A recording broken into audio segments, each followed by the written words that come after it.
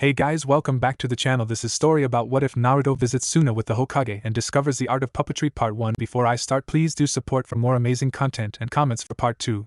Do consider to subscribe my channel and share my video to your friends and check out the description as well. Let's start the video. The Sandaime Hokage, leader of the village hidden in the leaves, walked at an even pace through the streets of his village, never breaking stride nor acknowledging the protests of the gray-haired ANBU following him. Hokage-sama, please listen to reason. The voice of the ANBU was still cool and calm, almost bored. If you must go, then take an escort with you, if not one of my subordinates, then at least one of the Jounin. Finally the old leader stopped and turned with a sigh. Listen, I appreciate your concern for my well-being. However, since the old Kazekage vanished, Suna had all but severed its ties to all other villages. Now I must go to meet with their new Kage if we are to have any hope of forming a treaty with them. Besides, I am Hokage. I'm quite capable of taking care of my— His voice trailed off as a loud noise erupted from a nearby alley, accompanied by a fit of yelling. Sarutobi was about to continue his thoughts when they both discerned one word from all the otherwise intelligible obscenities. Demon. As soon as the word registered with the two men, they were off, the ANBU, not for the first time, surprised by the speed the old man was moving with. The two rounded the corner in time to see two men standing over a few knocked-over garbage cans, sprawled among which was a small figure with a blonde head of hair. The boy, no older than 4 or 5, was crying, his sobs reaching them even from the front of the alley. The first of the two men held the broken handle of a broomstick over his head, obviously intending to hit the boy with it. Damn monster, Hokage's not here to save your demon ass. Now he brought the stick down towards the child's head, and went instantly pale when a good portion of its length clattered to the floor. The frightened man turned to look behind him in time to see a member of ANBU resheath his katana on his back with a defining click. His head snapped back to the front as footsteps could be heard coming towards him. There before him was a man he easily recognized, even without his traditional robes and large hat. Hokage-sama. Ignoring the terrified man, Sarutobi knelt down and examined the boy. He had only minor injuries, and most of them, he saw, wouldn't have been caused by the men. All in all, he was mostly just scared. Standing, Sarutobi came to a conclusion. Kakashi, take them away. Charge them with assault and lock them up. I'll deal with them when I return. The two were quickly rendered unconscious and restrained. Hokage-sama, I still don't think it's wise to— Don't worry, I'll bring an escort, alright? Nodding, Kakashi took the two and vanished. The old man turned back to the now smiling boy and helped him up. Now then, Naruto, how would you like to take a trip with me? Naruto couldn't believe how different this village was when compared to his home, not only in looks, but the people were what struck him the most. There was none of the cold looks or the whispers when he came near. In fact, those who saw him arrive with the Hokage, who had put on his official robes as they approached the desert village, gave him looks he couldn't quite describe. When he asked about them, the old man looked at him sadly and told him that they were looks of respect, knowing full well that the boy had never received them before. After they had arrived, the Hokage had been escorted to see the new Kazekage, telling Naruto that he could look around, so long as he didn't get lost, and that he was back at this building before dark, when they would go to their rooms, since his business would take, at least, a few days. So now, naturally, Naruto had absolutely no idea where he was. After wandering around for a while, Naruto decided to ask for directions back to the Kage's office, or at least to the nearest ramen stand. Now that he paid attention though, he discovered that there were no people around. Oh, come on! He yelled out to the world his frustration. This particular area of the village seemed to be mostly warehouses and storage, and the boy couldn't tell one block from the other. Finally though, as he rounded a corner, he spotted someone entering one of the buildings. He tried to call out to them, but they were gone before he could get the words out. Naruto rushed over to the door and stepped inside. The room wasn't much of anything, just some filing cabinets and shelving. There was a desk against one wall, and another door on the far side of the office, slightly ajar, with a dim flickering light coming from within. He peeked inside cautiously to see what appeared to me several human silhouettes outlined by a few candles over a smaller workbench. None of the figures even stirred as he stepped into the room. Nervously, Naruto cleared his throat to gain their attention.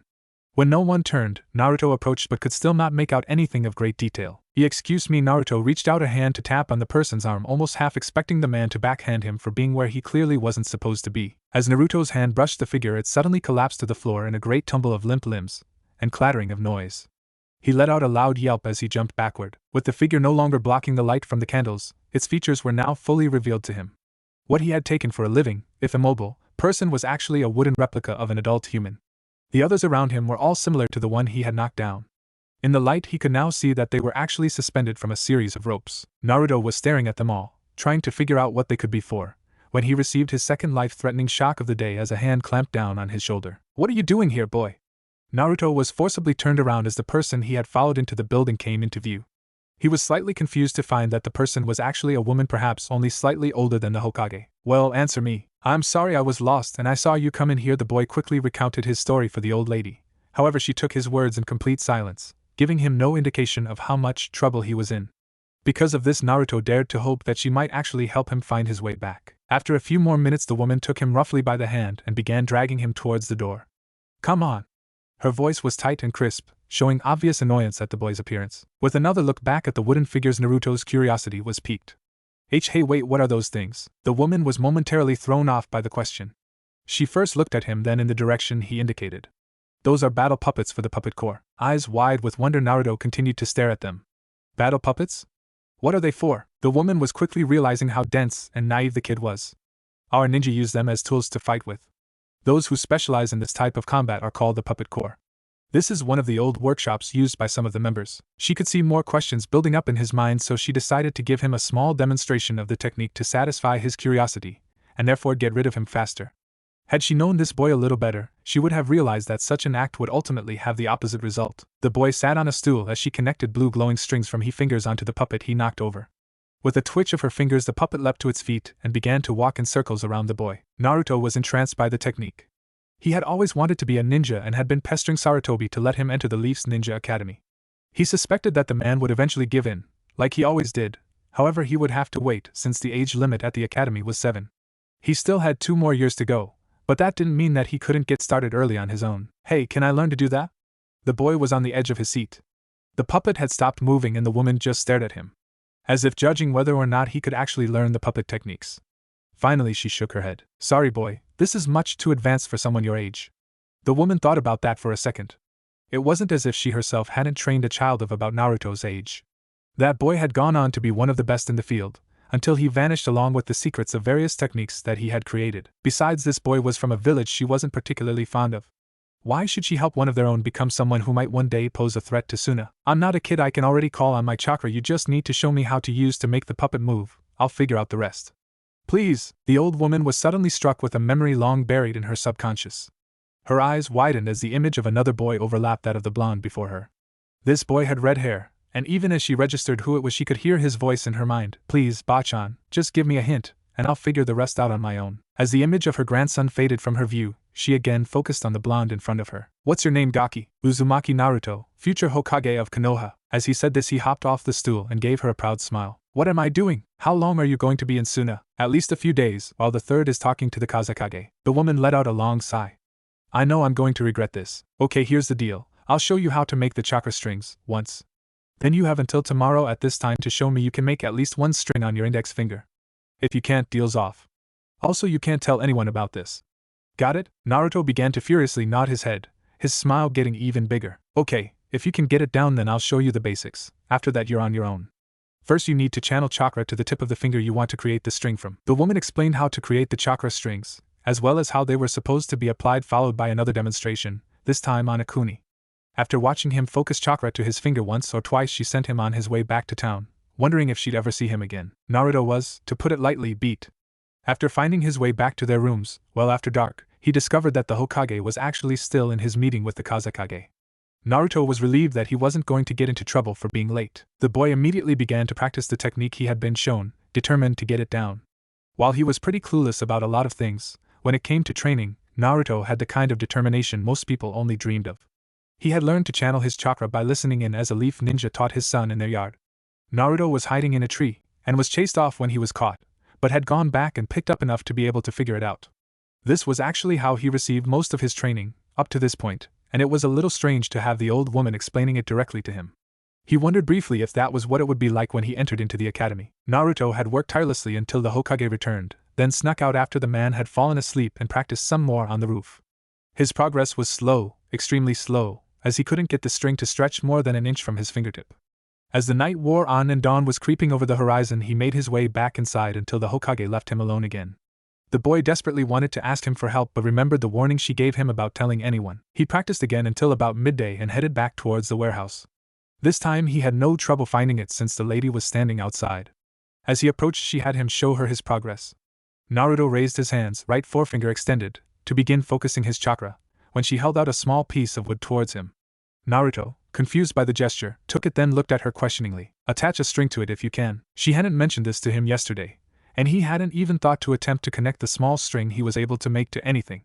Hesitantly, Naruto again raised his hands into the proper position, and focused the chakra into his finger, which, alone, had taken him hours to be able to do, and began to form it into the string. The finger was already touching the block of wood, and he felt the string, almost automatically, attach itself. All at once he could feel the block through the chakra, as if it were a part of him. The loudmouthed boy grinned at the old woman and dropped the wood, expecting it to hang off of the inches-long string he had been capable of that morning. However, the wood kept on falling until it sat suspended nearly 2 feet from his open hand.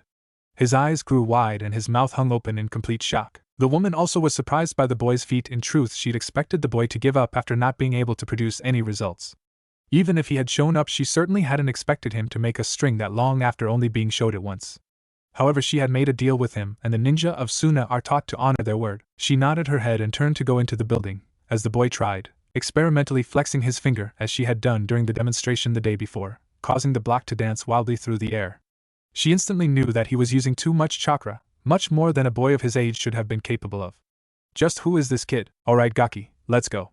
We have a lot of work to do. At the sound of her voice, Naruto lost his mental grip on the chakra, letting the string dissolve and sending the wood flying across the street. The kid laughed sheepishly while scratching the back of his head and followed her inside. For the rest of the week, she gave him a crash course in the art of puppetry. She never went over things a second time, though she did allow him to ask questions during the lectures, and gave him supplemental reading materials that she let him keep. Each morning he left the room he shared with the Hokage, and met her at the warehouse. She would give him some new aspect to work on, then he would leave before dusk, have dinner and go back to the room, often staying up most of the night practicing or reading the scrolls she gave him. By midweek he could sustain strings on all of his fingers and connect them to an object. At the end of the week the third announced that they would be returning to Konoha the following day, and that if there was something that Naruto wanted to do, he should do it that day. Naruto rushed out the door to meet his new teacher and told her it would be his last day. Instead of reacting, she handed him the small marionette he had been practicing with, and had him get to work. Naruto sat on the ground making the small puppet move across the floor. He found it relatively easy to make it sail from one side of the room to the other and perform wild sloppy maneuvers, but was struggling with more simple detailed ones. The lady said that the precision and finesse required would come with time. As he practiced, she sat at the desk writing a series of scrolls. When he asked about them, she said she was just catching up on some work. Finally their time ended and Naruto said goodbye and thanked her before heading back to his room. When he did get back, it struck him as odd that the Hokage had never asked him what he was doing during their visit, but decided not to press his luck by mentioning it first. The following morning, Naruto was anxious. He didn't want to leave, and he sure didn't want to go back to the whispers and hateful stares he received in the leaf. At the very least he wanted to go find the old lady and thank her again. However, he realized he didn't even know her name, having been too excited by what he was learning to ask. As the two made their way towards the village gates, Naruto turned his thoughts to the problem of acquiring the necessary tools he would need to continue learning how to use puppets. As far as he knew, they didn't make puppets in Konoha. They exited the village and began the long walk back towards their home. When they were at least a mile outside the village, Naruto was about to confess everything to Sarutobi in the hopes that he could help him. As he looked up, however, he noticed a figure sitting on the sand before them. He instantly recognized her. Biba-chan? The Hokage quirked an eyebrow at the familiarity between them.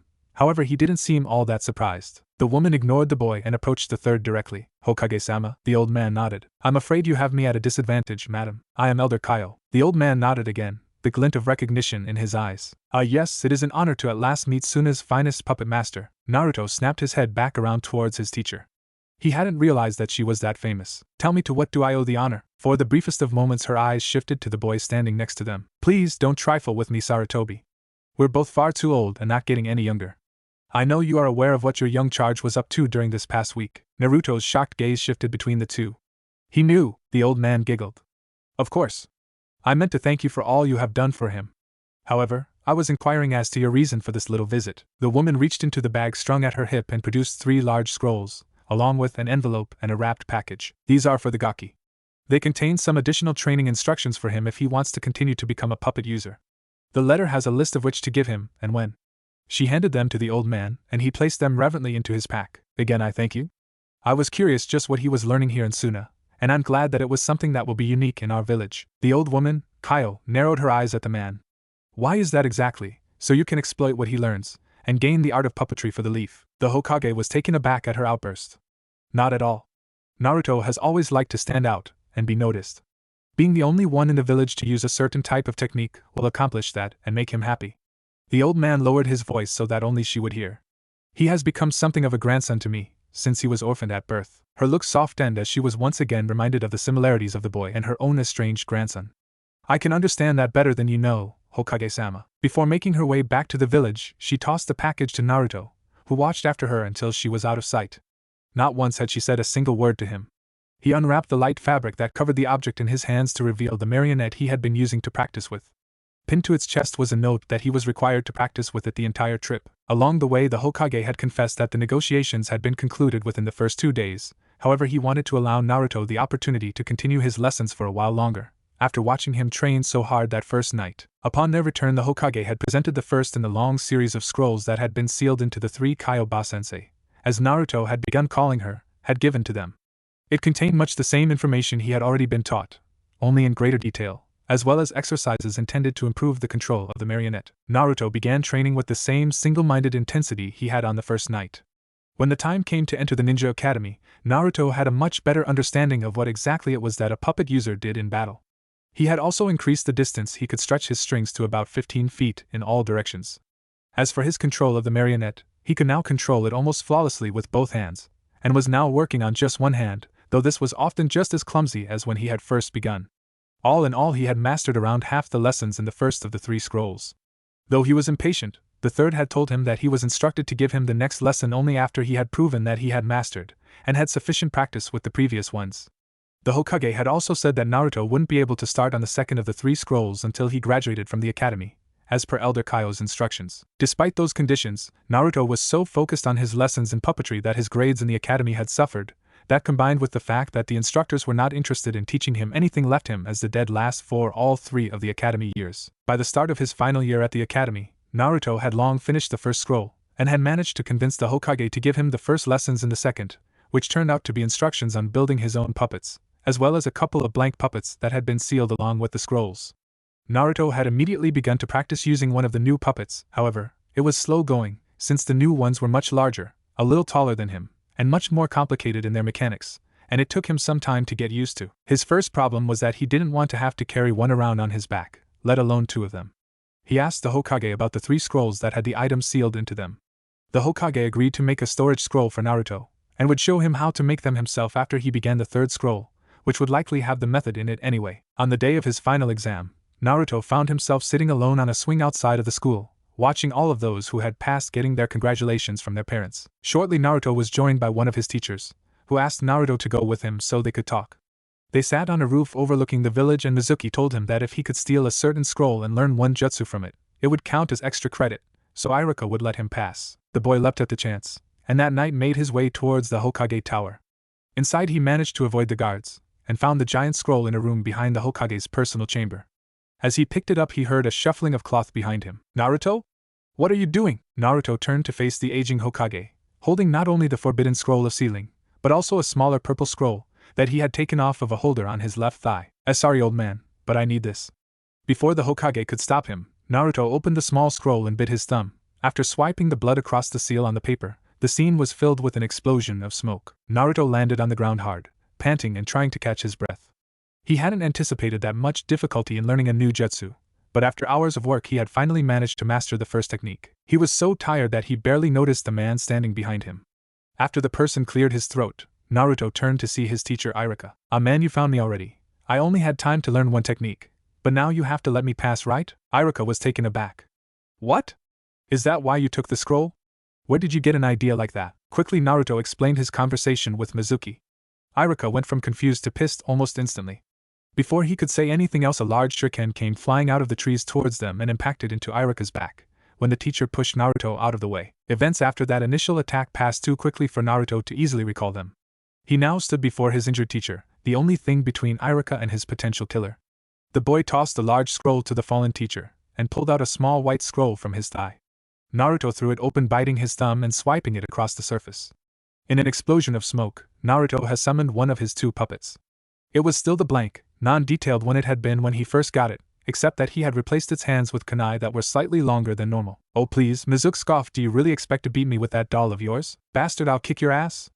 Naruto threw both hands forward and the puppet lunged towards the Chunin instructor. Iruka was speechless. He had seen the boy playing with a small wooden puppet in class before, and knew from the Hokage that he was training to be a puppeteer, but he had no idea that Naruto could use one the size of a fully grown man. Let alone with the degree of skill that he was witnessing before him as Mizuki was being chased around the clearing by the strange puppet. Iruka hoped it would keep the traitor busy until help arrived. Naruto, meanwhile, was getting more and more frustrated. He had never had to use his puppets on a moving target like this before, and it showed. The teacher was dodging everything the boy threw at him with ease. Worse, he seemed to be enjoying it. Finally, the Chunin seemed to tire of the game, and stopped in the center of the clearing. As the puppet approached, he leapt over it and stomped it into the ground, crushing its head beneath his foot. He seared at Naruto as he kicked the remains away into the woods. "Is that all you can offer me, demon?" The comment enraged the boy to no end. The revelation had come as a shock, but was eased by the declaration that Iruka hadn't seen him as the demon fox contained within him. The thought of his sensei, who was more like an older brother, and the injury he took for the boy pissed Naruto off even further. "No," Naruto brought his finger up in a cross before him as he replied darkly. "I've got something else to show you, Kage Bunshin and no jutsu." This had been the happiest day of his young life. Even more so than his discovery of the puppet technique, though he thought it to be a close second. Mizuki had been so stunned by the boy's use of the technique learned from the Forbidden Scroll, he hadn't been able to defend himself from the onslaught of literally hundreds of clones. Shortly after the traitor's defeat, Iruka had presented Naruto with his own headband and pronounced him as a graduate of the Ninja Academy. After several NBU arrived in the clearing, Iruka had explained to them the boy had been innocent, and they took Mizuki into custody to stand trial, while Iruka helped Naruto gather the pieces of his puppet and reseal them into the scroll before going to the Hokage's office to return the scroll. When they walked into the room, Naruto burst out laughing at the two bloody pieces of tissue sticking out of his nose. The Hokage waved off the Chunin's questions and listened to their report on the incident. "Well, Naruto, it seems that Konoha owes you a debt. There will of course be a reward for exposing and then capturing the traitor." The Hokage reached below his desk to retrieve a small pile containing several scrolls. "These are the scrolls you were to get after graduating. And these," she indicated the two on top, "were supposed to be given after you had engaged an enemy in a life or death battle for the first time with your puppets, assuming you survived, of course." The boy stared at the scrolls for a long time with bright eyes and a wide grin. He jumped from his seat, grabbed the scrolls from the desk, and was out the door before either of the adults could stop him. "Thanks, old man. Bye, Iruka. You'll remember later. See ya." After deciphering what he had said, the Hokage laughed, and Iruka mourned the future loss of this month's pay to the boy's appetite. "Now, Iruka, about the team placements." Naruto sat on his bed. Scrolls and the parts of his puppet were scattered throughout his room as he read and reread the scroll in his hands. This new set contained detailed accounts of the kinds of weapons that could be built into his puppet, and since he had to repair it anyway, he was going to completely redesign it. Naruto had determined that he would build his puppets to suit different situations. This he would use for combat. The other one would be better used as a distraction, as the Hokage had found out the previous night, to spectacular effect. Flashback. "Naruto? What are you doing?" Naruto turned to face the aging Hokage, holding not only the Forbidden Scroll of Sealing, but also a smaller purple scroll that he had taken off of a holder on his left thigh. "Sorry, old man, but I need this." Before the Hokage could stop him, Naruto opened the small scroll and bit his thumb. After swiping the blood across the seal on the paper, the scene was filled with an explosion of smoke. The Hokage watched, bewildered, as the boy he considered his own grandson appeared to be ready to attack him with one of his puppets. Once the smoke cleared, however, his reaction was considerably different. The third Hokage almost swallowed his pipe as he was sent flying backwards, a large amount of blood spraying from his nose. Naruto, for his part, took a moment to laugh and mentally cheer. His first puppet's design had met with resounding success. Between him and the downed old man stood the figure of a blonde teenage girl, wearing nothing but the most revealing underwear he could get his hands on. He resealed the puppet as he leapt out of the window with the scroll, not wanting to draw any more attention to himself than he already had. And flashback. Naruto chuckled to himself at the memory. It had caused him no end of trouble to acquire the materials needed to create him kunoichi puppet. Even more than that, to find a suitable model to base it on. He had wandered around town for hours looking at various women. Normally Naruto would condemn someone doing this, however he consoled himself with the knowledge that he wasn't doing it for enjoyment, and only followed other kunoichi. Finally he had found his model in the form of a jounin with dark hair and red eyes. He studied her from every possible vantage point, committing her to his memory, until she caught him, that is. He still had a slight bump on his head for that. He then decided to change the puppet's head somewhat. The last thing he wanted to think of is what she would do to him if she found out he had a half-naked puppet of her at his disposal. It didn't have any traps or weapons on it, mainly because the first scrolls only covered the cosmetic aspects of creating a puppet. Now, though, with the additional scrolls, he was getting some very good ideas.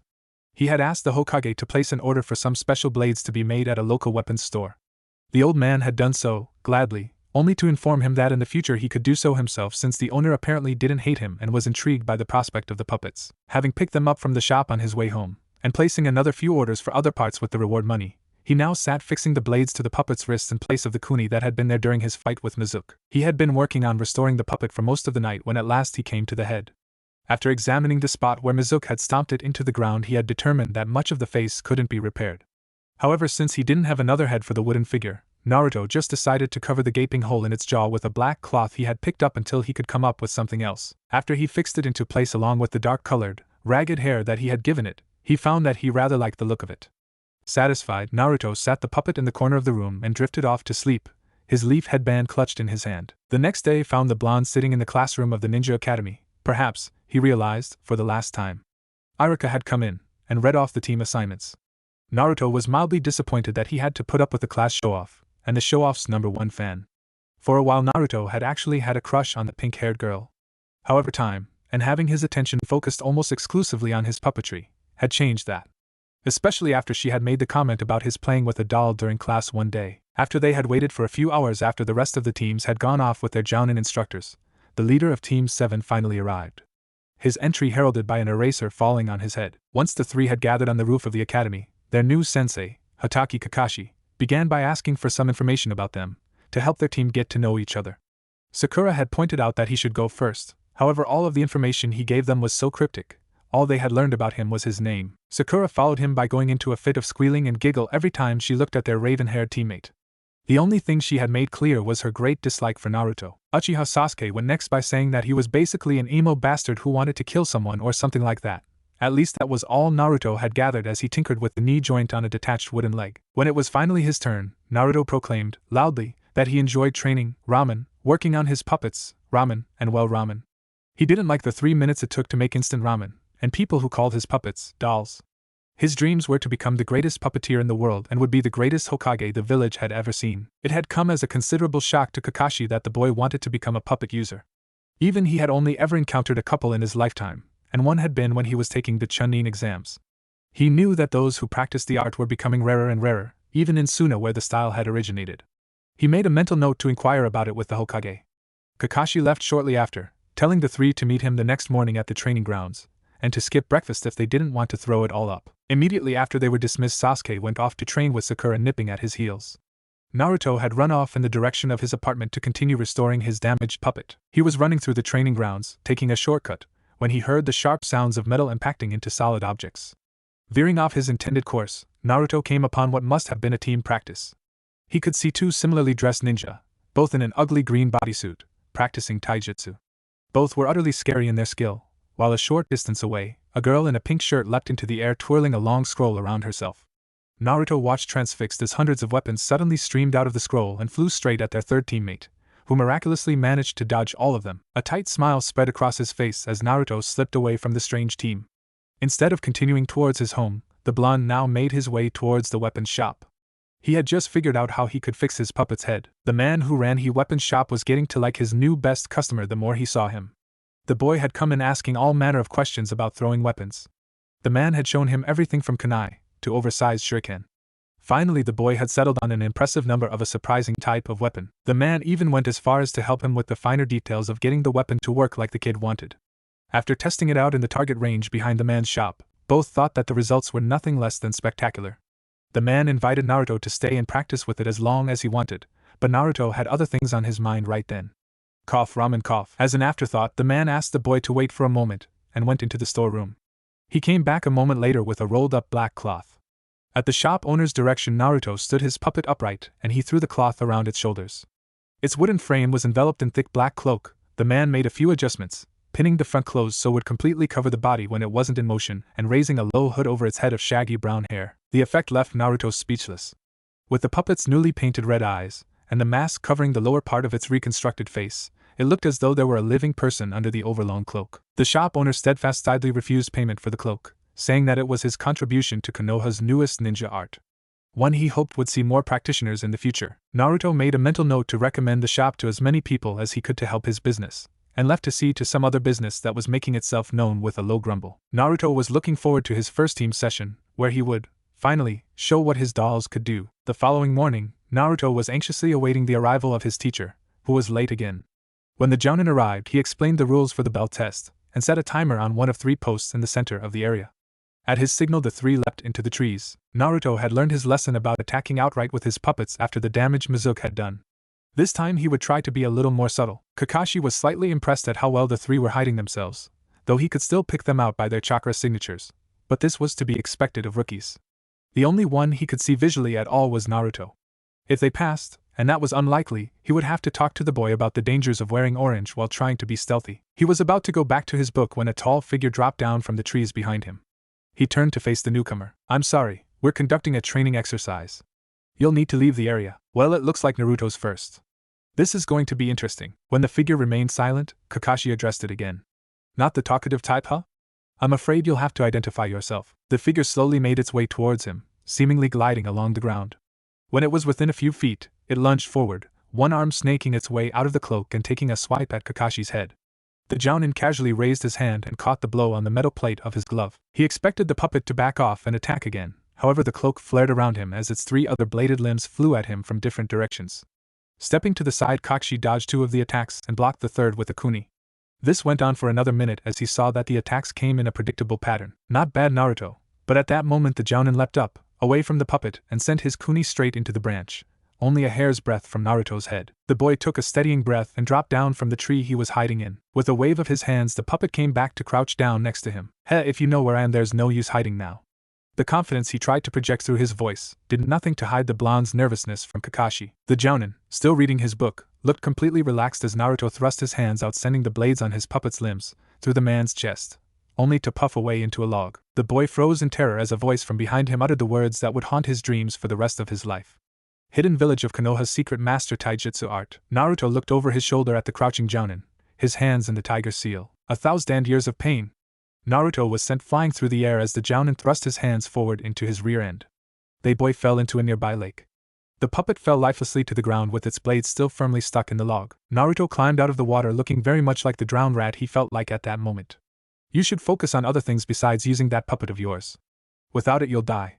The smug Jounin turned to walk away, however stopped in his tracks when several other Narutos all leapt out of the water after him. He stared up at them in mild surprise. The file he read had only mentioned the child's skill with puppets. There had been no mention that he could use the Kage Bunshin technique. His musings were broken when something grabbed onto him from behind. Puppetry isn't my only skill, sensei." The silver-haired Jounin smiled beneath his mask. As the clones all came down on him, he quickly replaced himself with the original that was also coming at him. What resulted was pure and simple chaos. With such a simple move, he had caused the clones to turn on each other. When the boy finally dispelled the technique, he noticed a silver object on the floor next to him. "Damn, sensei," Naruto thought to himself as he hung there by his foot.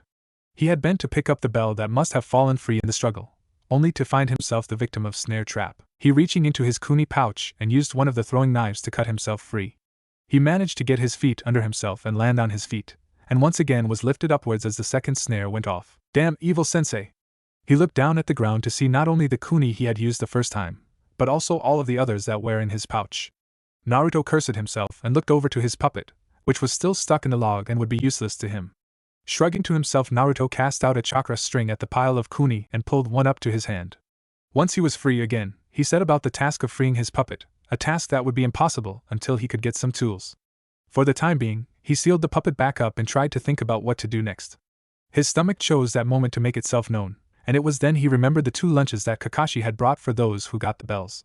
As his stomach rumbled again, a thought crossed his mind, and he grinned at the idea. "Look underneath," he had said when Naruto was caught. Naruto quickly found the lunches and sat down with them behind the 3 stumps. He was about to take his first bite when, "What exactly do you think you're doing?" Naruto was really beginning to hate ropes. Now he was tied to a stump and Kakashi was in the process of failing them all. Apparently neither of the others had any more luck than he did in getting a bell. That made him feel slightly better, knowing the team and the harpy had failed as well, but not much. What would Kyoba-sensei think of me now? Out of the kindness of my heart I'll give you 3 one more chance.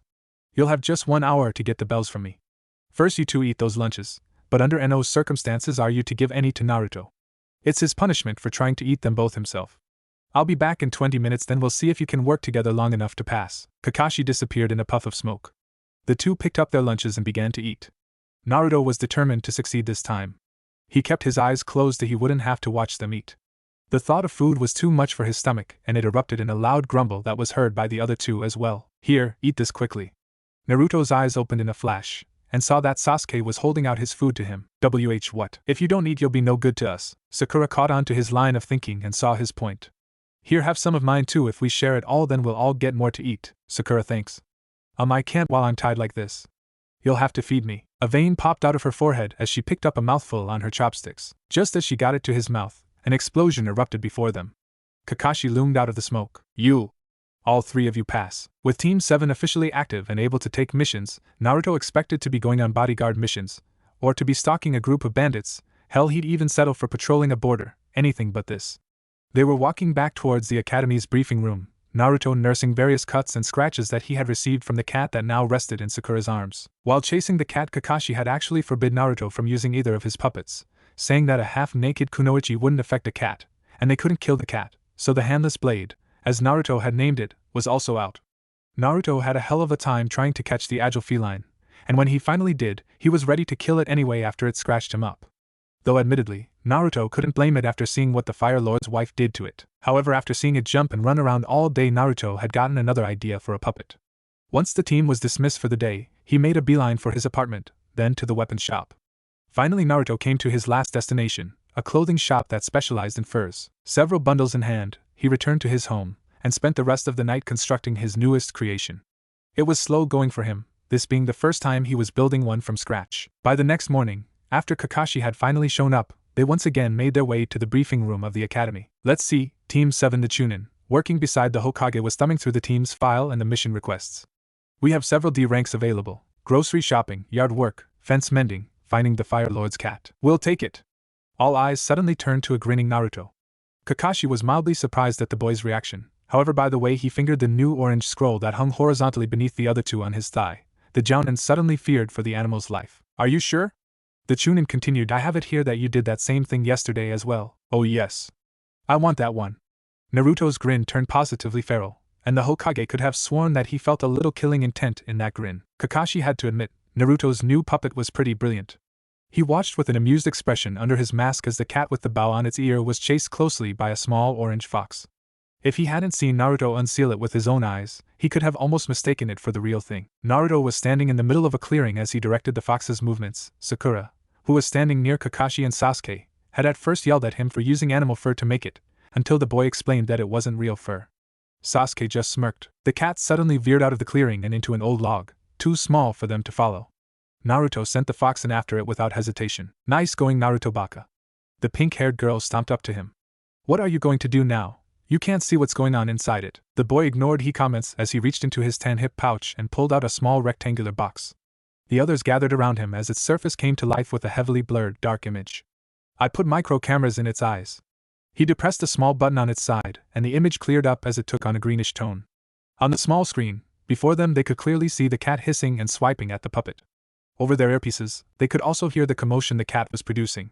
And microphones in its ears. Before, Kakashi was impressed. Now, however, he was astounded. What the boy had done was to create the perfect tool for scouting and information gathering. Not for the first time since meeting the blonde, he had to question the difficulty of the graduation exam the academy administered, either that or the morals of the instructors. He thought the later. So how are you going to get it out now? The boy grinned and twitched two fingers. On the screen, the bottom of the view was slightly blocked as the fox's mouth opened. A second later, the cat jerked back and nipped at its side, before falling still. The fox approached the limp form of the cat, and seemed to take it in its mouth. Moments later, the cat was dragged out of the hollow log. Sticking out of its side was a long, thin needle. Naruto was suddenly hit over the head by a screaming Sakura. What the hell did you do? Her rants and insults continued until Kakashi interrupted her. Sakura, stop yelling at Naruto. The cat's fine. The Senbon needle was dipped in a paralyzing agent. He had pulled the needle from the side of the cat, and a watery yellow liquid dripped from it. He looked at the fox again, which was also limp where it had exited the log. He congratulated Naruto on his puppet, and they returned to the academy. Needless to say, the Fire Lord's wife was furious when she was handed a limp cat. However, after being assured that the cat would be fine in a few hours, she left in a huff, and the Hokage asked to see the puppet that had captured the feline. Naruto unsealed it and caused it to leap onto the table. The old man chuckled as he pet its head. The movement was highly artificial, but based on appearance, it looked very lifelike. He recommended that Naruto practice a lot with it, to make it move in a natural way, and assigned them another mission. This time picking up groceries. Naruto was practicing with his puppets, trying to control both Blade and Q, his new fox-like creation, at the same time. The results were less than ideal. He still lacked the control, and finds that Kaio-sensei had said was required. The ultimate goal, she told him, was to be able to control a puppet with only one finger, a puppeteer's skill being measured in how many puppets they can control at once. That, however, was a goal he was very far from accomplishing. As he continued to practice, he could feel another person in the field watching him. He turned to see Yamano Irika, his academy instructor, standing behind him. The man Naruto considered to be an older brother or even uncle was smiling in pride as he watched his former student try to master his chosen art. Irika-sensei? Hello, Naruto.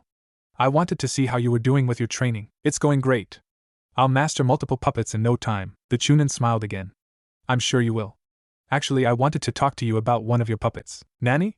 Which one? Well, after seeing your new fox puppet. Q. Right, Q. I started wondering if you still had that first puppet you made, the female one. It was obvious that the Chunin was nervous discussing Naruto's rather raunchy creation, having been the victim of its charms once or twice. Naruto smiled at the memories. Okay, what about her? The teacher took a deep breath. I had a suggestion to make. See, could you please take her out of its scroll? The boy laughed. Oh, I get it. You wanted to peek at it. What? And no, it's not like that. Just take out the puppet. Naruto continued to laugh as he complied. He knew that Irika wasn't that perverted, but it was so much fun to tease him. The scantily clad puppet appeared in a puff of smoke, this time without the theatrics that usually accompanied the entrance. Irika cleared his throat nervously. It's so lifelike. He steeled himself. Okay, Naruto, now I want you to use it to attack me. After a moment's hesitation, Naruto took out a kuni and tossed it into the air, where he directed the puppet to catch it, and prepared the mostly nude kunoichi to charge forward. Before he could move, however, Irika raised his hand in a gesture that clearly meant wait. That's what I figured. That puppet doesn't have any weapons other than its looks, does it? Though if looks could kill. Naruto dumbly shook his head, realization dawning on him. Then I think it might be time to upgrade it, or even rebuild it completely. Both of your other puppets are highly specialized to fit certain situations, however your only combat puppet is Blade. You should build this one into another combat type that can cover the weaknesses of the others. Those are the same basic principles that go into the Genin team selections. Well, anyway, it's something to think about. See you later, Naruto. The boy nodded in understanding. It was definitely something that would warrant more thought, however that was for another time as another idea came to him. Hey, Irika-sensei, wanna treat me to some ramen? A small bell rang as the door to the weapon shop opened. The owner, who had been busy sorting through a new shipment of kuni, turned to see who had come in, and spotted the orange jumpsuit of his new favorite customer. Back again so soon, Naruto? Yep, what do you have as far as long-range weapons? A bright smile crawled over the man's face.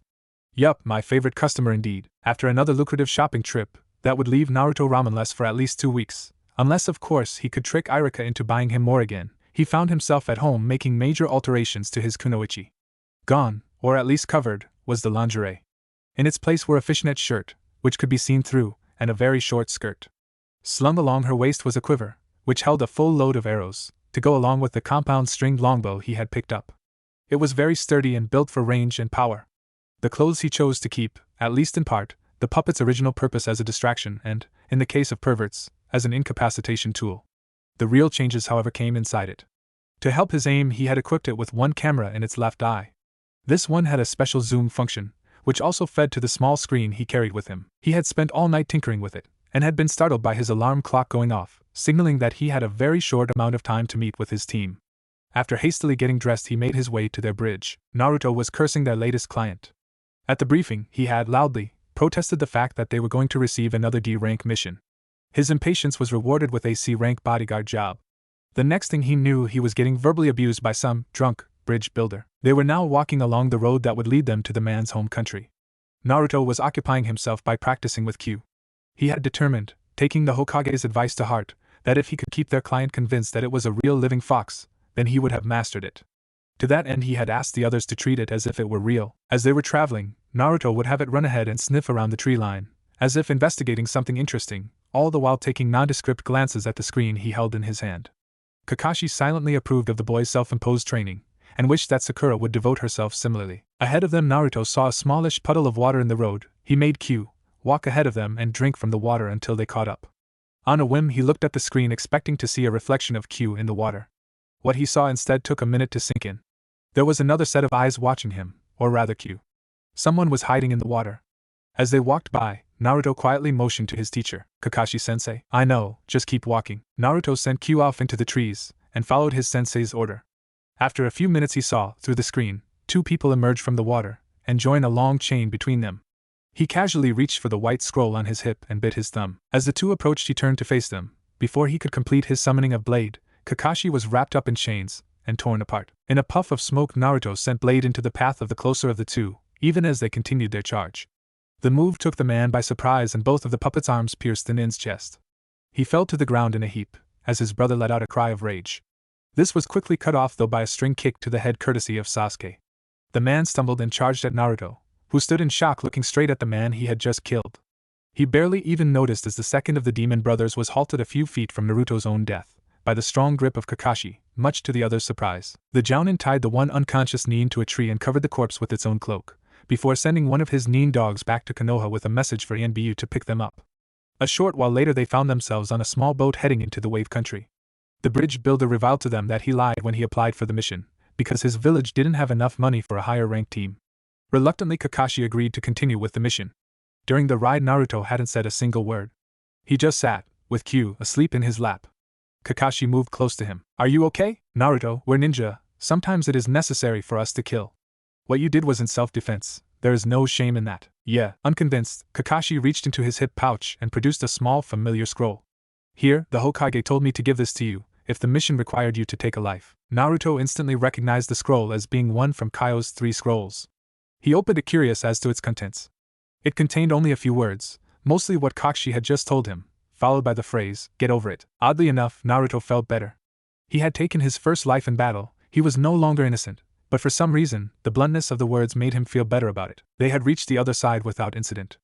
After a while of walking, Naruto suddenly stiffened and threw a kuni into the trees. Upon further investigation, he found a small white rabbit. He was now confused. He was sure that he had felt a person there. Years of people looking at him with hatred in their eyes had made him highly sensitive to when someone was watching him.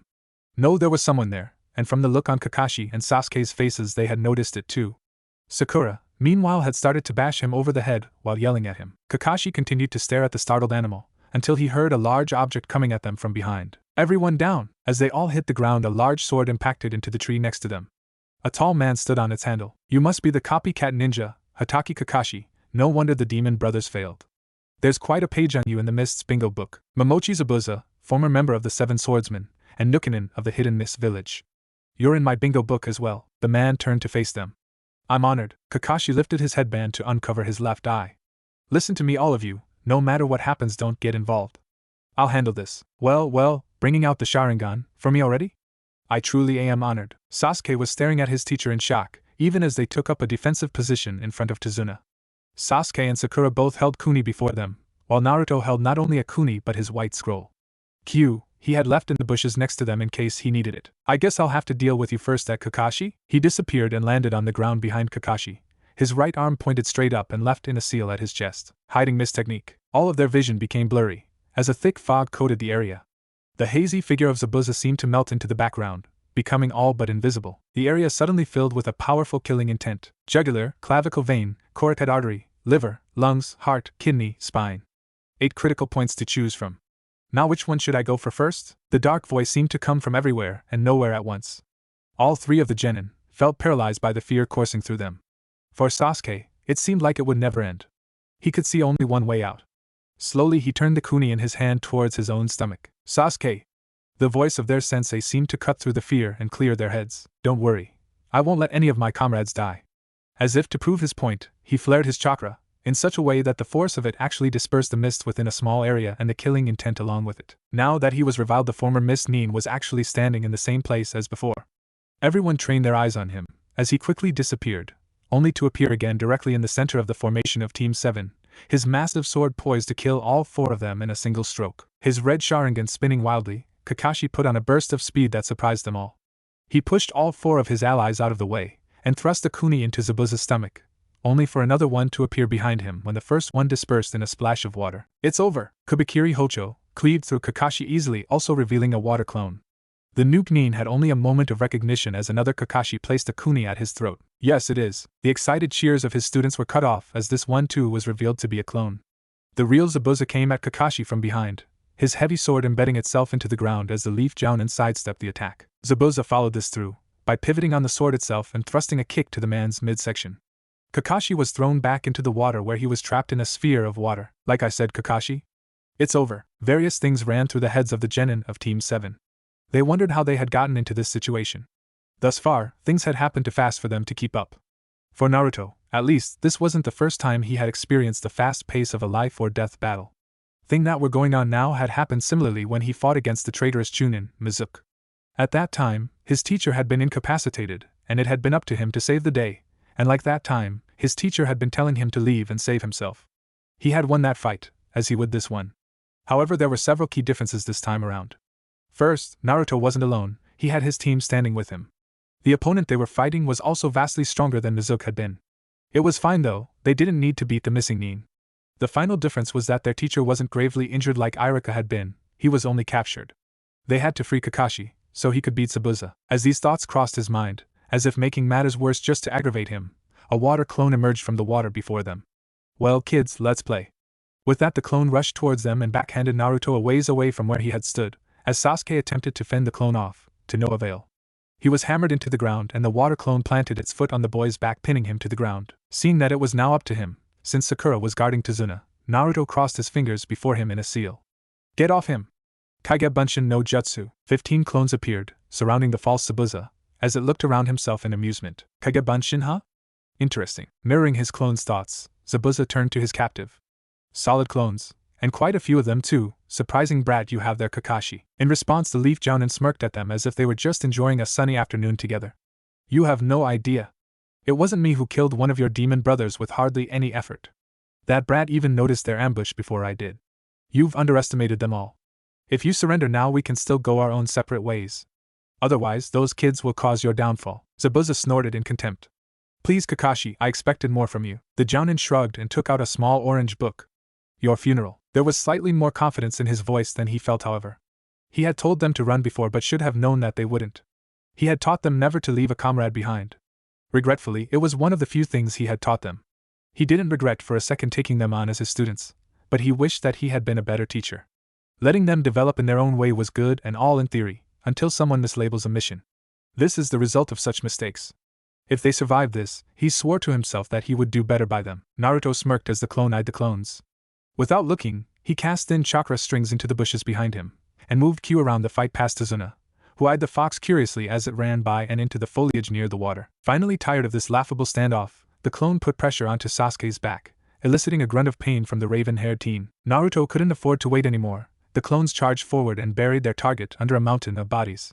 With a yell the water clone swiped them all off of him with its massive sword. Taking that as his signal Naruto flexed his finger, while Sasuke, now free, was rolling to his feet and hopping back away from the clone, beginning his own series of seals. A Senbon launched from Q's hiding spot embedded itself into the side of the clone's head, and it exploded in a shower of water. Zabuza and Kakashi, however, only saw the flying bodies of clones, the explosion of water, and a multitude of fireballs coming at them courtesy of the recently freed Sasuke. Katon, Phoenix Flower no Jutsu. Zabuza grinned, and slammed his foot down on the chakra-charged water, and a large wave lifted up, effectively blocking the fireballs, however, not the kuni hidden within them.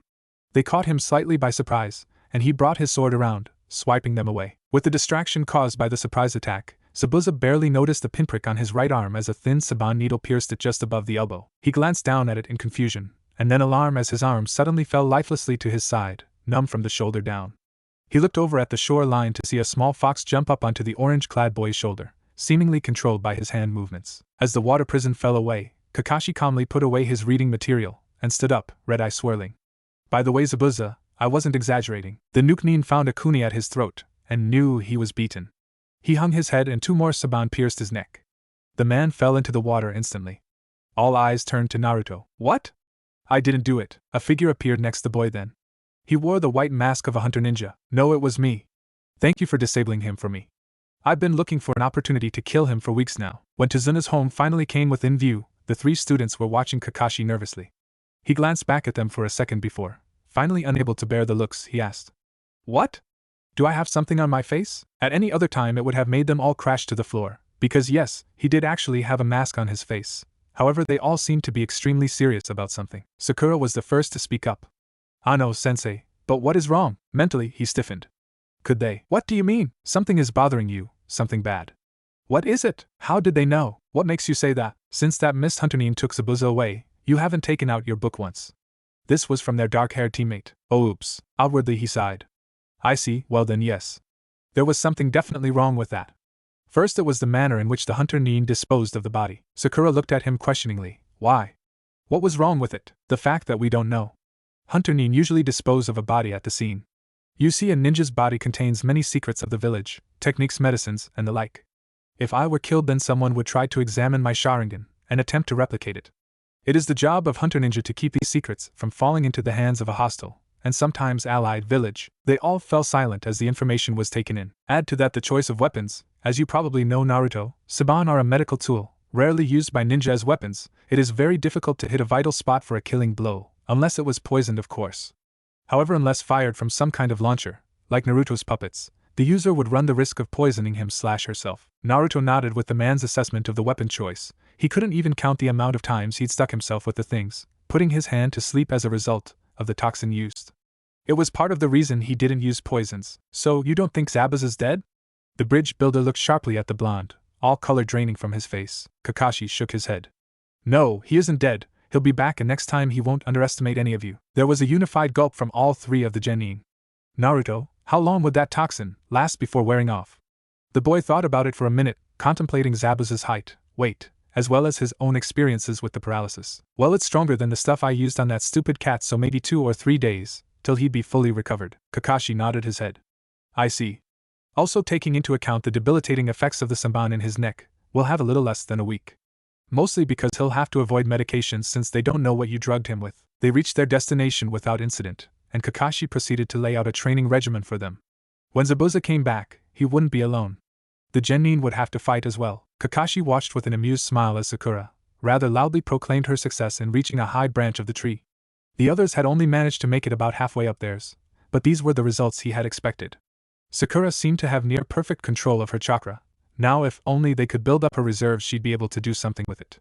She had originally seemed to be a natural genjutsu user. However, since she seemed to adopt the role of support for the others, and lacked the imagination it would take to come up with the illusions, he thought about getting her some medical training. It had certainly helped to have a medic on his own team. The other two were making steady progress up the tree, both competing with the other and pushing each other to be better. Kakashi had no doubt that Sasuke saw Naruto as a rival. Naruto had always viewed the other boy as such, however Sasuke had only seemed to see it during their more recent missions, as Naruto had displayed more of his skills with his puppets. In truth, he had to admit the boy was becoming more skilled with them, often using misdirection, and combined with his Kage Bunshin, Naruto was definitely becoming formidable. Sakura was about out of chakra, so Kakashi had her come down from the tree and return to the house. He told the others to work until they had exhausted their chakra, then return. If they hadn't mastered it by the end of the day, then Sakura would accompany him to the bridge the next morning, while they continued to work on the exercise. The thought of being left behind if Zabuza showed up that day, no, they were determined to master it that night. Kakashi sat at the diner table with Sakura and Tazuna's family, when the door opened and the two boys walked in, leaning on each other for support. Both were dirty and breathing heavily. We both made it all the way to the top, Naruto proclaimed with a smile, to which Sasuke merely nodded. Sakura congratulated them loudly, while a vision of himself, and his own best friend, practically his brother, floated across them. Kakashi shook off the ghost from his past. Good work, you two. Sit and eat, then get some sleep. Tomorrow, we'll start something new. Naruto came down the stairs to see Sakura going through a short series of hand seals. A slight green glow spread over her hands, and she let out a smile as she looked at Kakashi, nodding his head in acknowledgement. Hey, what technique is that? Naruto came into the room and stood behind the pink-haired girl. It's a medical jutsu, capable of healing minor injuries. With practice it can be built up to major wounds as well. Kakashi sat with a hot cup of tea in his hand. In the back of his mind, Naruto wondered how the man was drinking it with a mask on. Wow, that's awesome, Sakura-chan. Now you can fix him up when the team accidentally cuts of his foot off with a kunai. The boy's comment was rewarded with a lock of hair being cut off by one of the aforementioned throwing knives sailing past his head, courtesy of the raven-haired boy who just entered the room. For a moment, Kakashi thought the girl would get some practice using her new skill, until the two boys smirked at each other and sat down. It seemed that they had evolved their relationship into a friendly rivalry, like the one he shared with Mido Guy. Though he would die before admitting it, the odd ninja was one of his best friends. After breakfast, he led the three of them out to the clearing they had adopted as their training field. As I said yesterday, we are quickly running out of time. Sakura will come to the bridge with me today. I have some other things I want you two to work on here, where you won't kill anyone in the process. Starting tomorrow, all of us will be going to the bridge, so make today count. It's all we have. Sensei, if we're pressed for time, shouldn't I stay here and practice also? Sakura, we're going to a civilian construction site. Trust me, there will be plenty of opportunities for you to practice the healing technique. Now for you too, Naruto. The other day, I noticed that you were able to control both Blade and Q at once. Not exactly, Sensei. I had to drop most of the strings I had on Blade and move them to Q. I barely had enough control to fire that Saban and keep blade upright. I see. Then I want you to work on controlling 2 puppets at once. The skill will help out greatly during the inevitable fight. Hi, Kakashi-sensei, he saluted. There's a training method in the latest scroll I got from Jiaisen that should help. The blonde ran off to the edge of the trees and began to channel his chakra. When Kakashi turned back to his other students, he saw Sasuke rubbing his eyes in irritation. You okay? He asked knowingly. Hi, I just have something in my eyes, I'm fine. Kakashi smirked. He's close to it now. Hopefully this training will be enough to push him over the edge. Okay, then I have a new jutsu for you to learn. As an Uchiha you have a natural affinity for fire techniques, as I'm sure you already know. The boy nodded. Since you already know the Grand Fireball, a C-rank jutsu, and the Phoenix Flower, a B-rank jutsu, I'm going to teach you an A-ranked one, if for no other reason than because practicing it will build up your stamina and chakra reserves.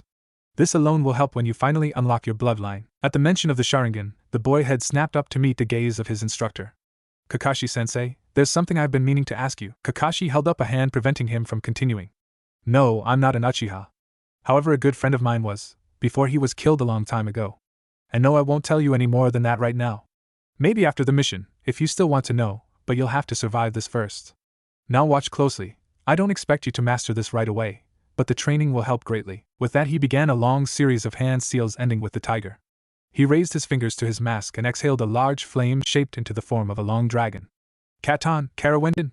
The dragon soared around them for a few moments before being dispelled. For the next few minutes Kakashi showed the boy the signs needed and how to shape his chakra to perform it properly, then went back to the house with Sakura to assume their guard duties. After a while of training in their skills, Sasuke fell back onto the ground breathing heavily.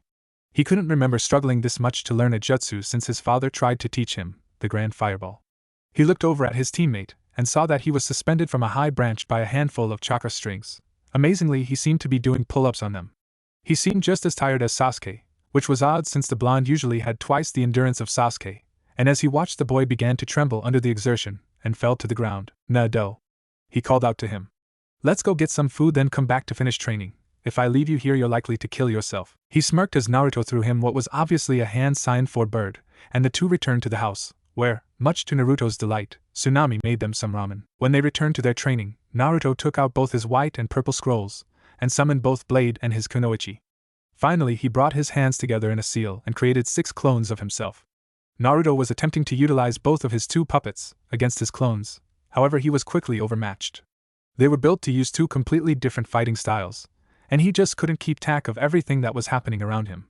This especially became a problem when a clone managed to knock down his kunoichi. All of the arrows that were in the quiver at her side fell out, and she was effectively disarmed. He cursed as he called the combat to a halt. Together they gathered all of the lost arrows, and Naruto unsealed his toolkit. He handed both the kit and the puppet to a clone and had it set to work fixing the problem.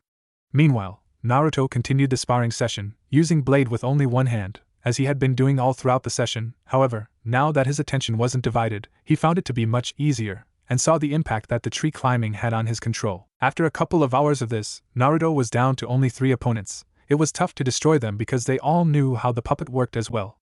The 3 remaining clones began to attack in tandem, each covering for the others as a 3-man cell of genin might, now going not just after the puppet but Naruto as well.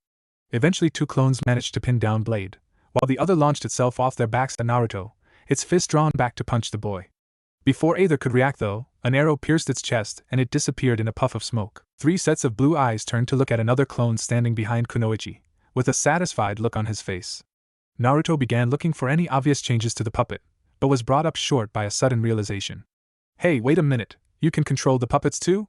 He knew they were physical copies of him, but had no idea they could utilize justice as well. Ideas began to swim pleasantly in his mind, the possibilities were endless. Yeah, I guess, the clone replied, now examining the strings. I wasn't even thinking about it at the time, but I did finish the modifications. The clone flexed his wrist and another arrow slid out of a small hole in its palm. The puppet caught it and knocked it onto the string of the bow, ready to fire, in one fluid motion. The real Naruto smiled. Why didn't I think of that? Another clone responded. I think technically you did. Naruto switched puppets with his clone, and gave cue to another. He then summoned another group of clones, and the melee began again, this time with much greater results. Naruto watched from up in a tree as Blade's attack was stopped by the kunai held by 2 clones. The mask that was now painted on rather than the cloth one from earlier, parted down the middle and snapped open to reveal 2 small cylinders which were already spinning at a high rate. The 2 clones registered shock at the action, as half a dozen Saban needles shot out and destroyed them. Naruto knew how they must have felt, Even he had forgotten all about that feature, and he was the one who built it. He grinned to himself as he caused Kunoichi to fire an arrow which destroyed 2 clones at once. He grin vanished however as several clones all turned to look at him at once, even some that were nowhere near to the 2 he destroyed. Crap, not again. That's twice now, what the hell. Earlier he had been spotted by 1 clone as he hid in a bush, he destroyed it, and suddenly a bunch more jumped him, instantly finding his location, which he thought strange, but figured he had just given himself away when he attacked. Now he knew that he hadn't. 4 clones charged his position, and he shot down 3 of them. Before he could target the last however he realized that he was now out of arrows.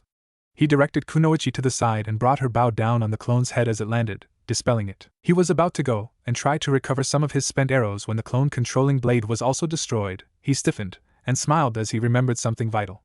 He twitched his wrist and another arrow dispensed itself out of the puppet's thigh, and there were 2 more sets in her other arm and leg. Briefly he wondered how he knew that when he wasn't the one who installed them. He was beginning to understand how the clones had found him. The training continued, with another clone picking up one of the puppets after its controller was destroyed, until just after dark, when Naruto finally called it to an end. He was exhausted, and his clones weren't faring any better.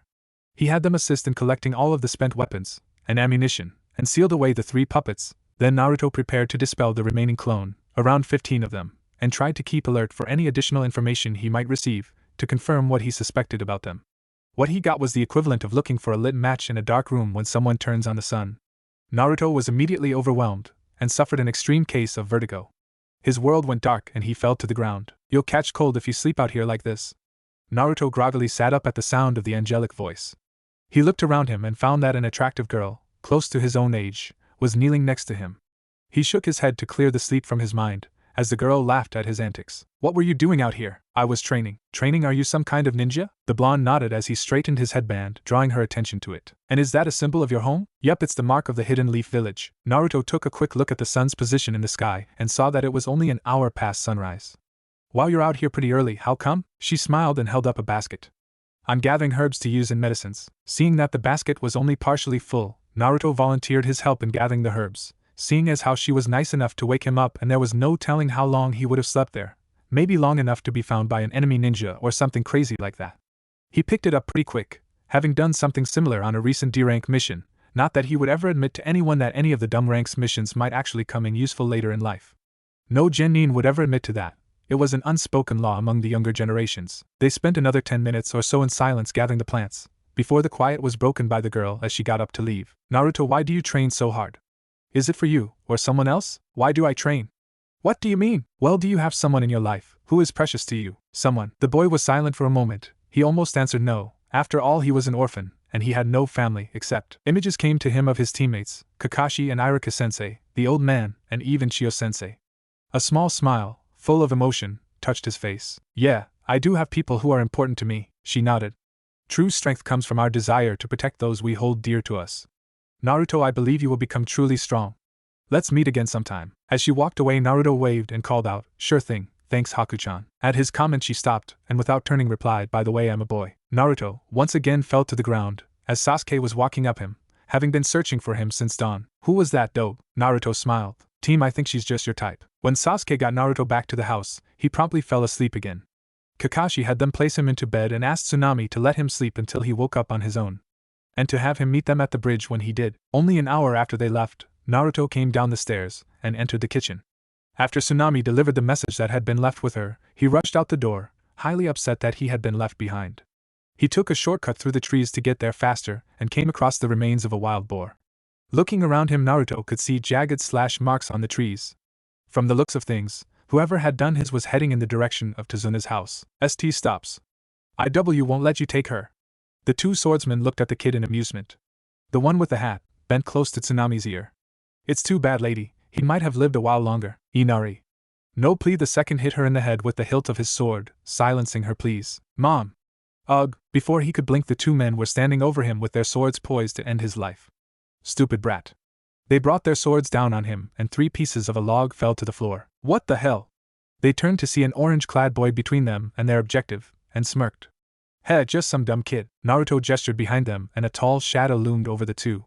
They slashed as they turned, only for their swords to be met by the flat blades on the ends of the puppet's arms.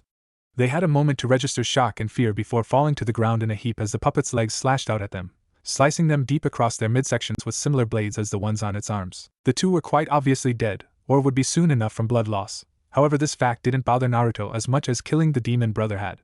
It still hadn't been an easy thing to do, killing should never be easy, but he had come to terms with the fact that it was sometimes necessary, especially for a ninja, to protect others. He turned and looked at Inari. She'll be okay. Get her into the house. He turned and started moving in the direction of the bridge, but stopped and looked back.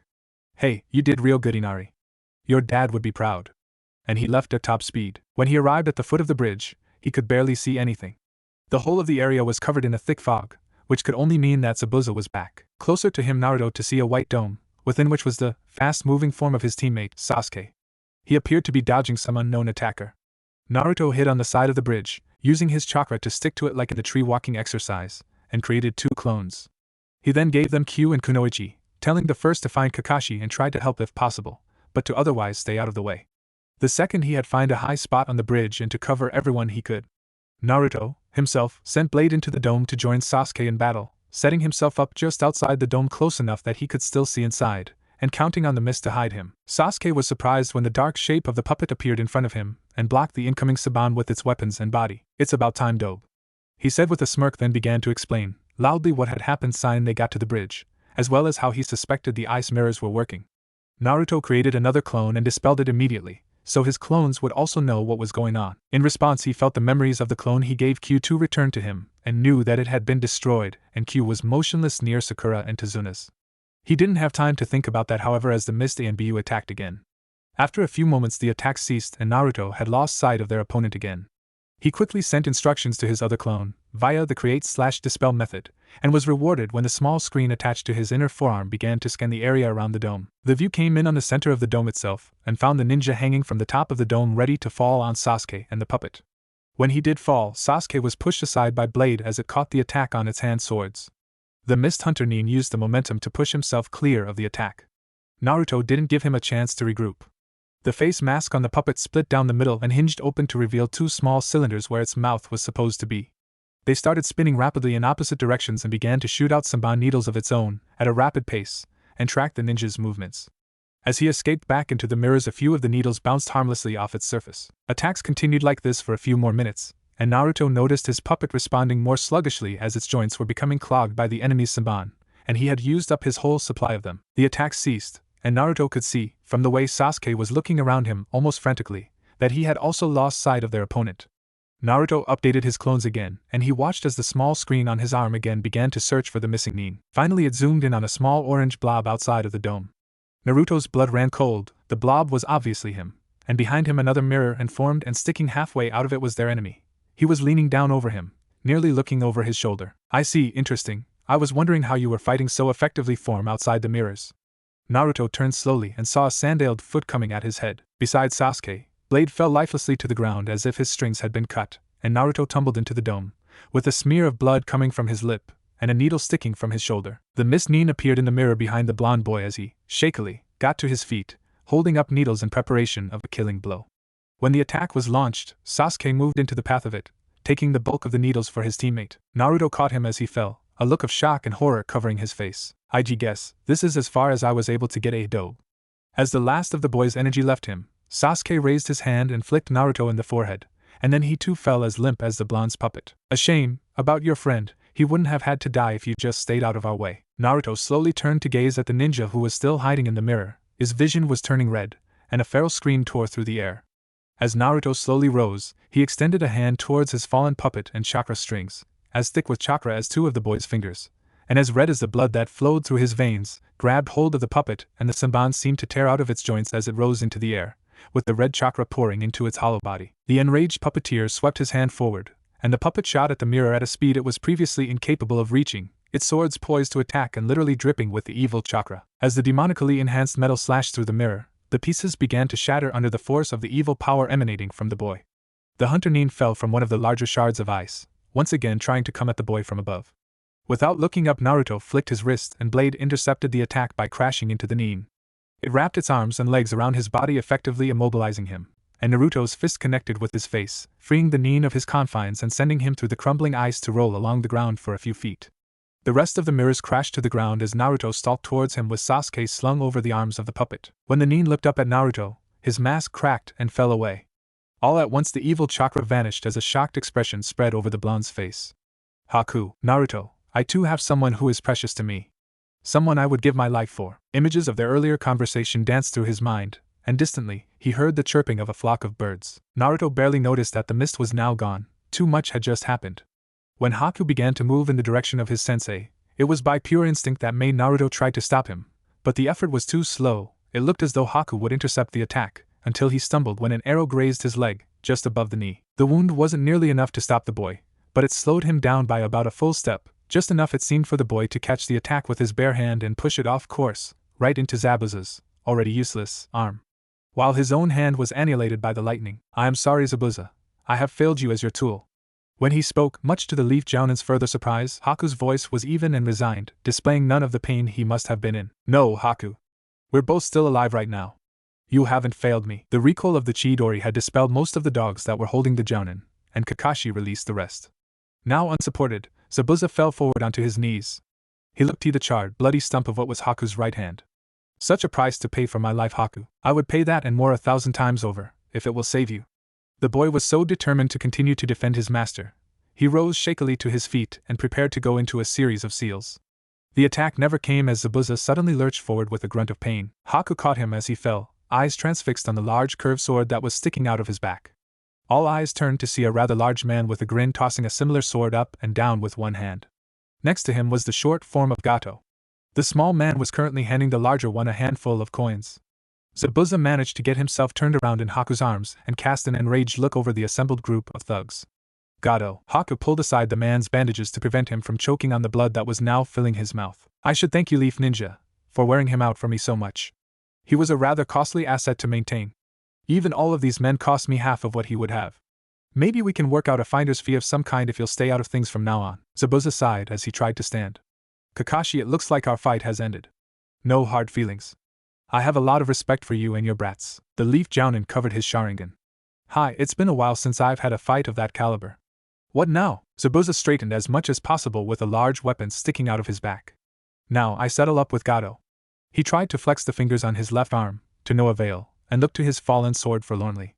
It looks as though Kubikiri Hocho and I won't be crossing over together. Everyone around him then stared with wide eyes as Zabuza's arm, seemingly of its own accord, reached to retrieve the blade from where it lay, and brought the large sword to eye level. As if in answer to the unasked question, lines of chakra began to thicken until they were about the thickness of a finger, and all could see that they were connected to several places along the man's arm. The nerves were damaged in the fight, so your arm isn't receiving the signals your brain is sending. I can act as a bridge for them. Naruto walked up until he was next to where Kakashi was standing. Zabuza flexed his arm again, testing out his restored mobility.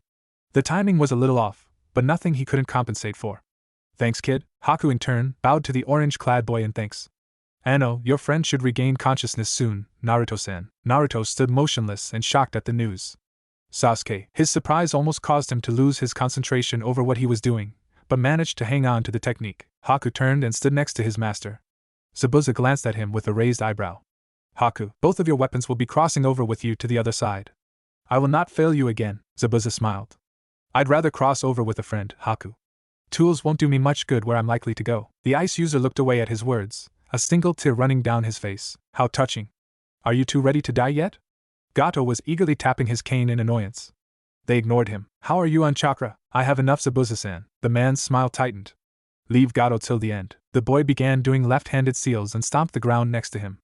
As a large splash of water rose into the air, it froze and split into hundreds of needles, which shot out into the crowded mass of thugs, instantly killing the first two rows. Immediately following the attack, the two ran forward into the remaining enemies, killing as they went. All who stood before them fell in a shower of blood and screams.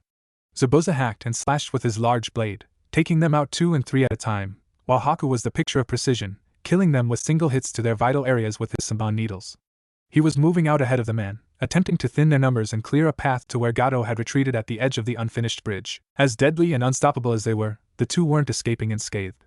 One thug managed to plunge his sword into Zabuza's stomach, a second put his spear into the man's back, and a third stuck a knife in his side. Lost in his mad rage, Zabuza spun around and killed all three, and then some, in one vicious pass of his sword. Blade, formerly lying forgotten on the ground, had been replaced by Kunoichi as Naruto's remaining clone sent it to join the fight.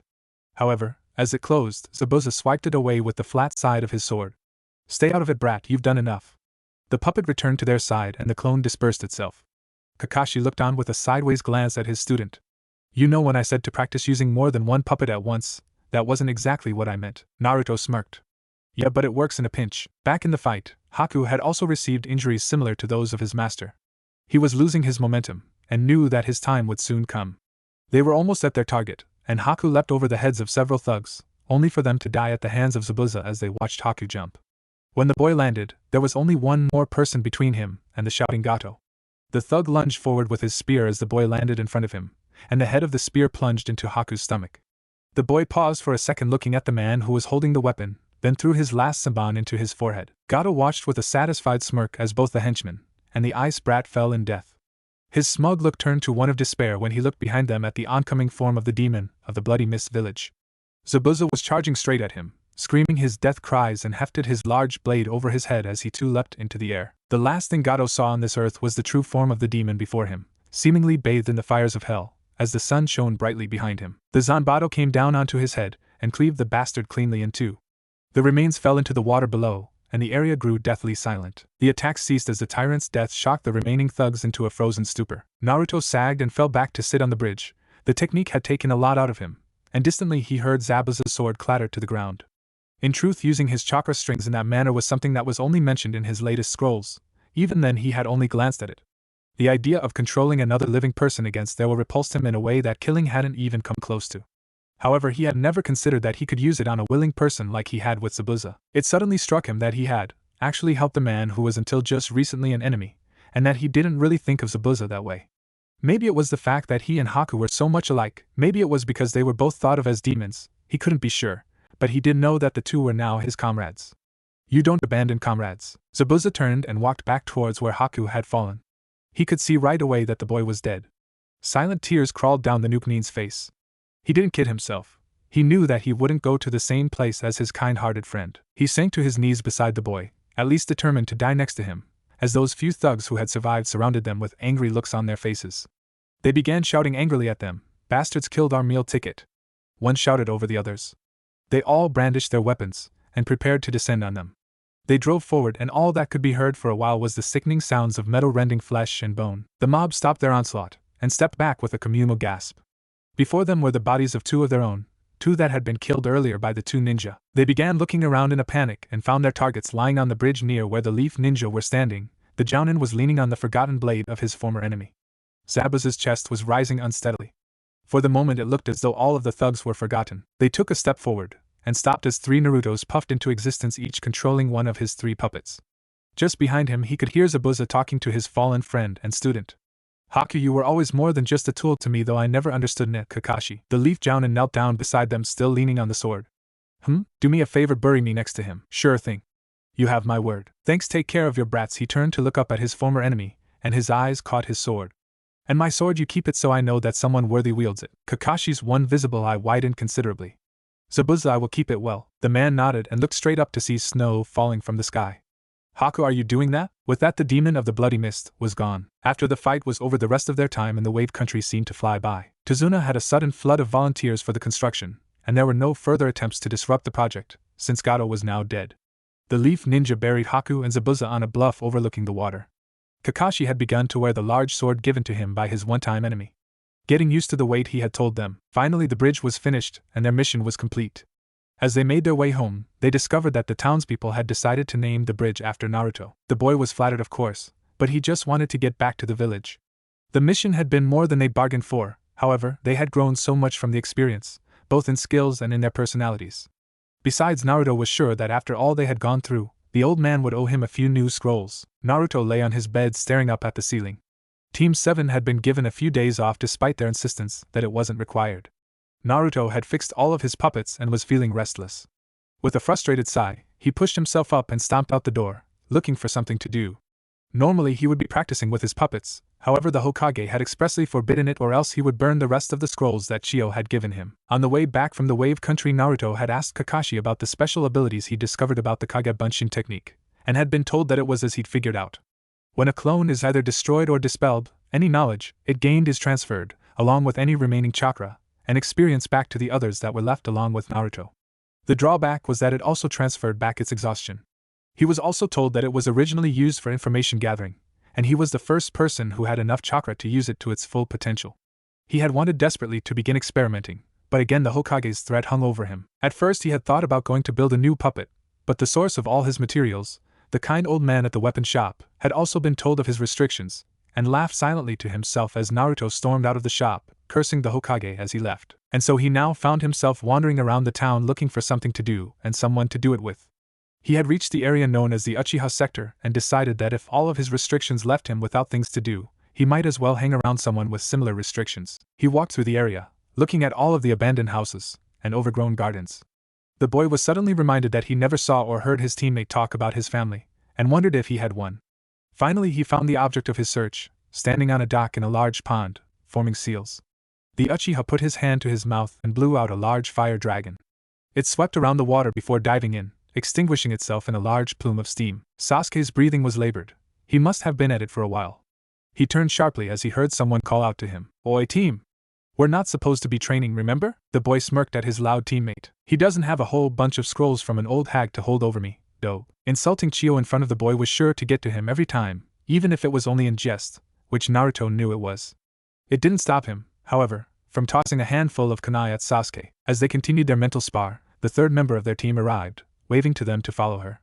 On the way to their training ground, she told them that Kakashi had found her and sent her to tell them to all meet at the small bridge which was their usual spot. When Kakashi finally showed up, after his customary excuses, he informed them that he was nominating them for the Chunin selection exams, and the reason they had been given time off was to allow them to rest up.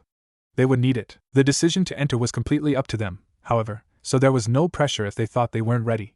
This brought snorts of amusement mixed with a little contempt for the comment, even from, surprisingly, Sakura. After the Jounin left to report into the Hokage about their entry, at least that's what he said he was doing, Naruto suspected that he was just going to read his porn. Sasuke left to go back to his training, and Naruto found himself walking down a street with Sakura, about to get some lunch, though it was strictly not a date.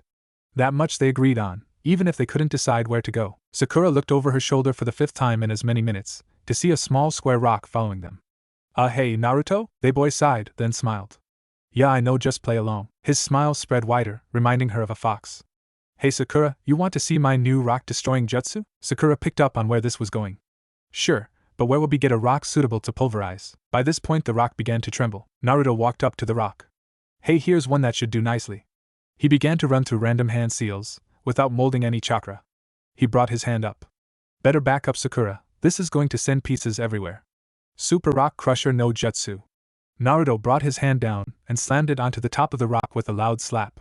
From within the box, there came several yelps and some cursing.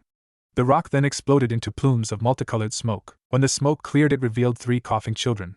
"You used cough too much, cough Konohamaru-kun." "Ah, shut it, cough Udan." The 3 straightened themselves up and glared at the older boy before them. "Hey boss, you managed to see through my disguise, just as I would expect from the person I consider to be my rival." Sakura was trying to process that. "Boss rival, that's the third's grandson." Naruto just chuckled at their antics. Well, it wasn't hard. Rocks aren't generally square, nor do they follow you down the street. Yeah, hey, you promised you'd play ninja with us today." Sakura completely forgot about her earlier thoughts. A ninja, playing ninja? The 3 kids all looked at her as if just noticing her presence. "Hey boss, is she or this?" Konohamaru held up his pinky. "What?" No, as if I would he words died in his throat and all color drained from his face, as he heard the distinct sound of cracking knuckles. Slowly he turned around to see Sakura slowly walking towards him. Her eyes promised a lot of pain. "Baka! You'd be lucky to even think of me like that." Naruto couldn't make heads or tails out of what she was saying, but decided he'd live longer if he just left it alone. Konohamaru, however, had no such survival instincts, and so called out after her as she was walking away. "What the hell is that supposed to mean, UHAG?" Sakura stopped short, and her head seemed to rotate without her body moving. She made eye contact with the boy, and in those green eyes he saw his own brutal death. Naruto crept right up next to the kid's ear. "Run!" They both took off running in the opposite direction of the pink-haired kunoichi who was now chasing them. As they rounded a corner, Konohamaru started to pull ahead of Naruto and as a result, crashed headlong into an older boy wearing black. "Ow, hey brat, that hurt." The ninja picked the child off the ground and held him in the air by his shirt. Naruto stepped up next to them. "Hey, we're sorry about that, but could you please put him down? You're hurting him." "Not nearly as much as I'm going to." He pulled his fist back and prepared to strike the terrified academy student, despite the warnings of his female teammate. Naruto threw out his hands and attached thick chakra strings to the foreign ninja's arms, effectively holding them in place. Naruto twitched his fingers, and Konohamaru fell to the floor and scurried back to his two friends. Chakra strings? Naruto released the strings and started to usher the kids away. The older genin started forward, gritting his teeth and reaching for the large bundle on his back. He pulled his hand back, however, when it was hit hard with a small stone. It's a very bad idea to attack the Hokage's grandson like that, an even worse idea to attack my team. All eyes looked up, following the stone's path to see Sasuke sitting in a tree. Kankuro had been halted in his tracks twice now. It was enough to send him over the edge of reason. Like I care who they are, I'll take on all of you at once. Stop it, Kankuro. Sasuke's eyes widened as he turned around to see a red-haired youth upside down behind him. I never sensed him. When did he? The boy vanished in a swirl of sand and appeared between the leaf Nin and his now terrified teammate. If you embarrass the sand like this again, I'll kill you. Naruto looked at them sharply, his eyes going wide with apprehension. Sand there from Sunachio-sensei. The redhead's voice was even and calm, but the way the larger Nin reacted, one would think someone had plunged a kunai into his back. Sasuke leapt down to join the others. What a foreign ninja doing in Konoha? It was the blonde Kunoichi who responded, by holding up a sheet of paper. We're here for the Chunin exam, but kids like you probably wouldn't know anything about. Actually, interrupted Sakura, we're also entered. The blonde gave her a quick once-over, before dismissing her as the fangirl she was. During the whole exchange, Sasuke hadn't taken his eyes off the redhead. Hey, what's your name? I'm Timar, not you, the one with the gourd. It is customary to give your name first. Sasuke smirked. Uchiha Sasuke, I am Sabaka no Gaara. I will surely kill you in the exam, Uchiha Sasuke. Gaara led the foreign ninja away, but Kankuro hesitated and turned back to Naruto. I'm Sabaka no Kankuro, what's your name? Uzumaki Naruto. Uzumaki Naruto, he nodded. An interesting technique you have there. With that, he too turned and walked away. The boys just stood and looked after them for a minute, before the silence was broken by Sakura. Hey, doesn't anyone want to know my name? Konohamaru didn't miss a beat. No. The pink-haired Kunoichi punched him on the back of the head and started walking away. Naruto forgot them all as he approached Sasuke. There's going to be some strong competition in this exam, huh, team? The boy nodded before smiling. Yeah, you'd better go train. It's going to take more than your dolls to make through this dope. To his surprise, Naruto didn't rise to the bait. He simply nodded and walked off towards his apartment. With the arrival of the Sand Genin, these exams were becoming bigger for him by the second. Chio-sensei. 2 days following their encounter with the team from Suna, Team 7 arrived at the academy. Naruto had Q out and walking with them, as was becoming his habit. He was now able to fully control the small puppet with only 3 fingers. It was like all of his puppets were becoming a part of him, an extension of his will. Besides, Q was giving him something to focus on other than how nervous he was. Eventually they came upon a large group of genin, standing before room 302. The room they were supposed to go into. There was 2 older genin blocking the door as a boy in green spandex tried unsuccessfully to get by. Naruto and Sasuke took a step towards the group and Sakura spoke up. Wait, that's a genjutsu. It can't be the right room, we're only on the 2nd floor. Besides, I don't think those 2 are really genin. Her voice was barely above a whisper, just loud enough for them to hear her. Sasuke examined the 2 closer and activated his Sharingan. To his sight he could see them as they really were. 2 older ninja, wearing the flak vests of Chunin. You're right, they're not. This must be some kind of test. Weeding out the weaklings. So do we blow their cover or just move on? Naruto, for his part, was sort of hoping that they decided to break up their ruse. Let's just go. If they keep more teams from entering, then it'll be easier for us in the long run. Sasuke led them up the next flight of stairs and they found Kakashi leaning against the wall, Zabuza's sword on his back, an orange book in his hand. The Jounin took a moment to wish them luck before walking back down the way they had come. The team entered the room of the exam and took a place in the back corner near the door, so they could get a good look at whoever else came in. Shortly, those same doors opened, and in walked some familiar faces. Oh man, you guys are taking this thing too? The laziest genin of their graduating class walked over after seeing them, and his blonde teammate rushed straight at Sasuke, who only looked at her as if deciding where to put his kunai to inflict maximum pain. As the girl tried to glomp him, he reacted by replacing himself with Sakura. The 2 girls began yelling at one another, and the 2 were soon forgotten as the last of their old classmates walked into the room. Naruto, having seen Kiba enter the room with his dog on his head, decided it way past due for him to annoy their bestial friend. He quickly had Q hop onto his own head and stepped up to Kiba's side. He then began to mimic everything the boy was doing. After Kiba shouted for him to knock it off, he addressed the fox that had just leapt to the floor. So when did you pick up that thing anyway? Naruto smirked as he realized that Kiba thought his puppet was real. Oh Q? I've had him for a while now, Kiba smirked. Figures the dead last would need an animal to fight for him, after playing with dolls throughout the whole time at the academy. The doll comment caused Naruto to emit a low growl. You're one to talk, mutt. Hey, Akamaru is my friend and partner. We fight together, besides that's what my clan does. You're just trying to rip off our style because yours was lame. Naruto clenched a fist, and was ready to show the dog boy just how lame his puppets were, when a genin with white hair and glasses, much older than them, walked up. You guys might want to keep it down, you're attracting a lot of unnecessary attention as it is. When all of the rookies looked around the room, they found that a lot of people were glaring at them. Ino, however, ignored all of them in favor of directing her next comment towards him. Aren't you kind of old to be a genin? This brought a few snickers from Naruto and Kiba. However, the older boy just smiled sheepishly. Yeah, I guess I am at that. After all, this is my 7th time taking this exam. My name's Kabuto. A few of the rookies openly gawked at him, and several of the other participants started laughing at him. All of this was ignored, so if you guys have any questions, let me know. I've gathered information on just about everyone taking the test. This got their attention. Sasuke stepped forward and asked about Gaara. Kabuto drew out an information card and charged it with chakra. Let's see, Sabaku no Gaara 23C rank missions 2B rank, and even in A rank. It says here that he's never been injured during any of them. Naruto turned his focus on the team from Suna. He was about to ask for some information on Gaara's teammate, when Kiba beat him to the punch. Hey, I know, tell us about the dead last. We can always use a good laugh. The blonde turned to glare at him, and was surprised when Kabuto came up with a card on him. Uzumaki Naruto, it says. The card was quickly snatched from his hand by a small fox as it leapt through the air. The fox came to sit at Naruto's feet, and the blonde took the card from its mouth. He got my card without knowing my name. As he read over the information contained on him, his eyes widened and he focused his gaze back on Kabuto, as he ripped his card in half and stuffed the 2 pieces into his pocket.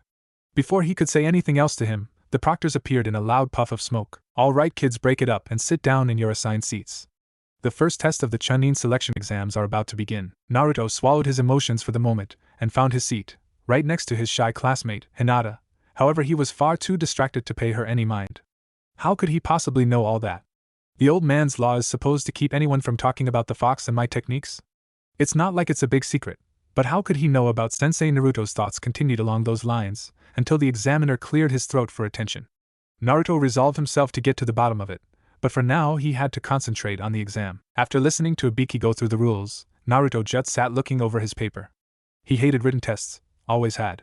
It was a part of the reason he did so poorly in the academy, though the fact that he cut class a lot to go practice with his marionette probably didn't help any. The questions on this test were, to put it mildly, insane. There was no way he could answer them all correctly, let alone enough of them to pass. To his right, he noticed that Hinata was writing furiously. However, she wasn't looking at her paper, at least not directly at it. It was hard to tell with her, because her eyes didn't have any iris, just a blank off-white space. At first he thought that the poor girl was blind, then found out that it was just the way her clan was. Now though, her eyes were surrounded by bulging veins. Down farther in the room he could see another Hyuga, a boy, doing the same, with similar veins, though more pronounced, and he realized they were cheating. Somehow they were using their eyes to cheat. Now that he looked discreetly around, he could see several people doing much the same thing, though in different ways. Just a row behind him he could hear some muffled yips, probably from Kiba and Akamaru. The puppy had been sitting on his head, so maybe he was looking at the tests around him and giving them to the dog user. Not a bad idea, Mutt. Number 22, you fail. Take your team and get out. Down in the front of the room, a genin protested, loudly about the unfairness of the test. Naruto used the distraction to move Q from his lap, where it had been sitting, to his shoulder, slipping the small screen out of his pouch at the same time. Q began to look around the room, and Naruto could focus the image on the screen onto the tests around him. The angle wasn't the best, but he was able to get enough answers from the surrounding genin to fill out the whole thing. After finishing, he flipped his paper face down, and put his head down onto his arms, to go to sleep. The position gave him the freedom to continue to watch the others on his screen. All around him Chunin hopefuls were being eliminated from the test.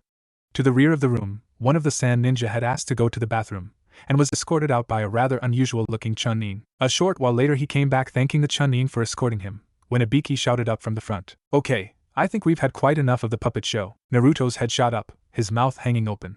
How did Naruto sheepishly let the fox hop into his lap again, where it curled up and went to sleep, never even realizing that the comment hadn't been directed at him. Ibiki called everyone to stop writing, and announced the 10th question. The room seemed to close in on Naruto. There was a heavy weight settling down on him, urging him to quit. After all, he could always take it again next time.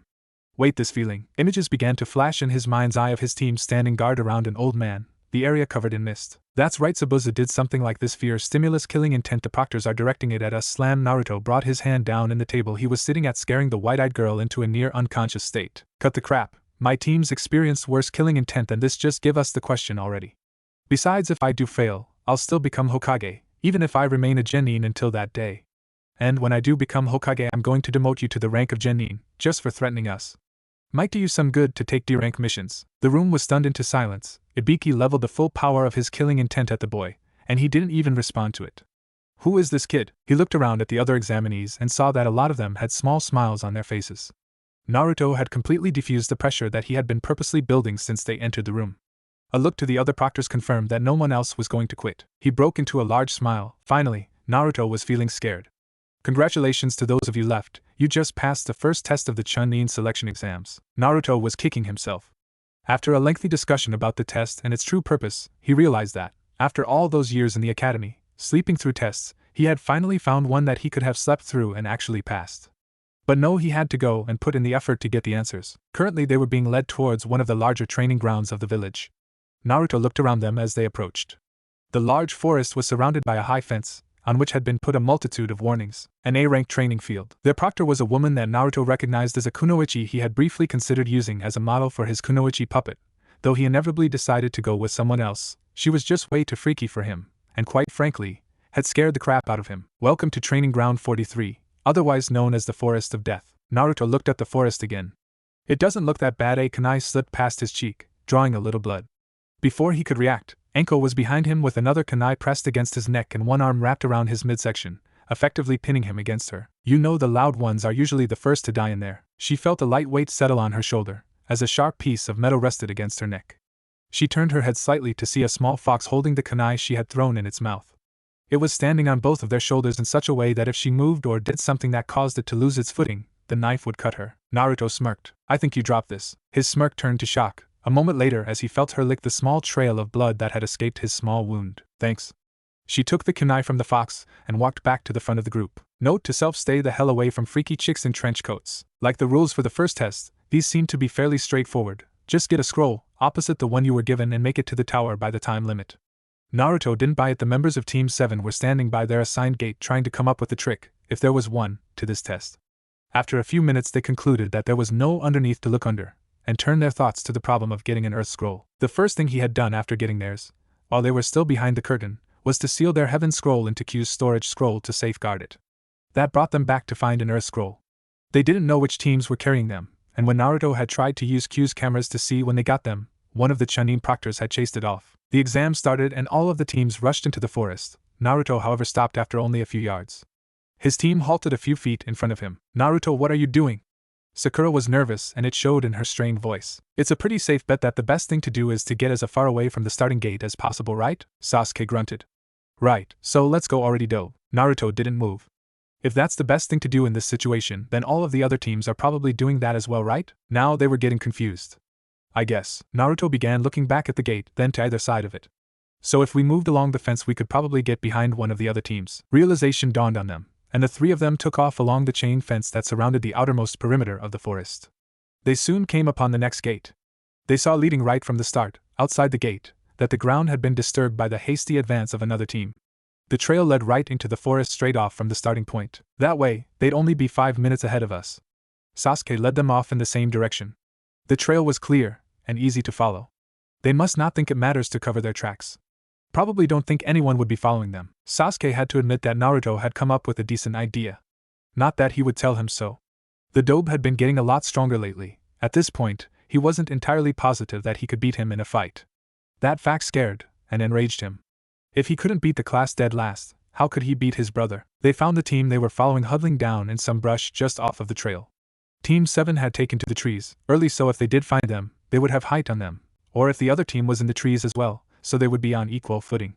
Either way, the other team was stupid for staying on the ground. This team was all dressed alike in what almost looked like beige diving suits, complete with breathing masks on their mouths. They had their backs to them and were sitting so they could look in every direction, except the one they had come from. Naruto smirked. Too easy. Naruto sent Q down to the forest floor and had it circle around their targets, while at the same time giving Blade to a clone. He brought Q running out of the trees straight at the group, and over the small microphone in the fox's ears he could hear them mutter their confusion, that a small fox kit would be rushing them. The one in the middle took a kunai in hand and threw it at Q, only for the small fox to ignore the wound it received to its chest. Their confusion grew and now two began to throw kunai at it, while the third began a few hand seals. They were so preoccupied that they didn't notice the cloaked figure falling from the trees behind them. Its mouth opened and it spewed out Saban at them, catching two, the one doing the seals and the one in the middle, across their backs. The third leapt away from the assault, right into Q, who caught him with a drugged Simban, sticking out of its mouth. Team 7 approached the downed team from the Rain Village, and proceeded to search them for their scroll.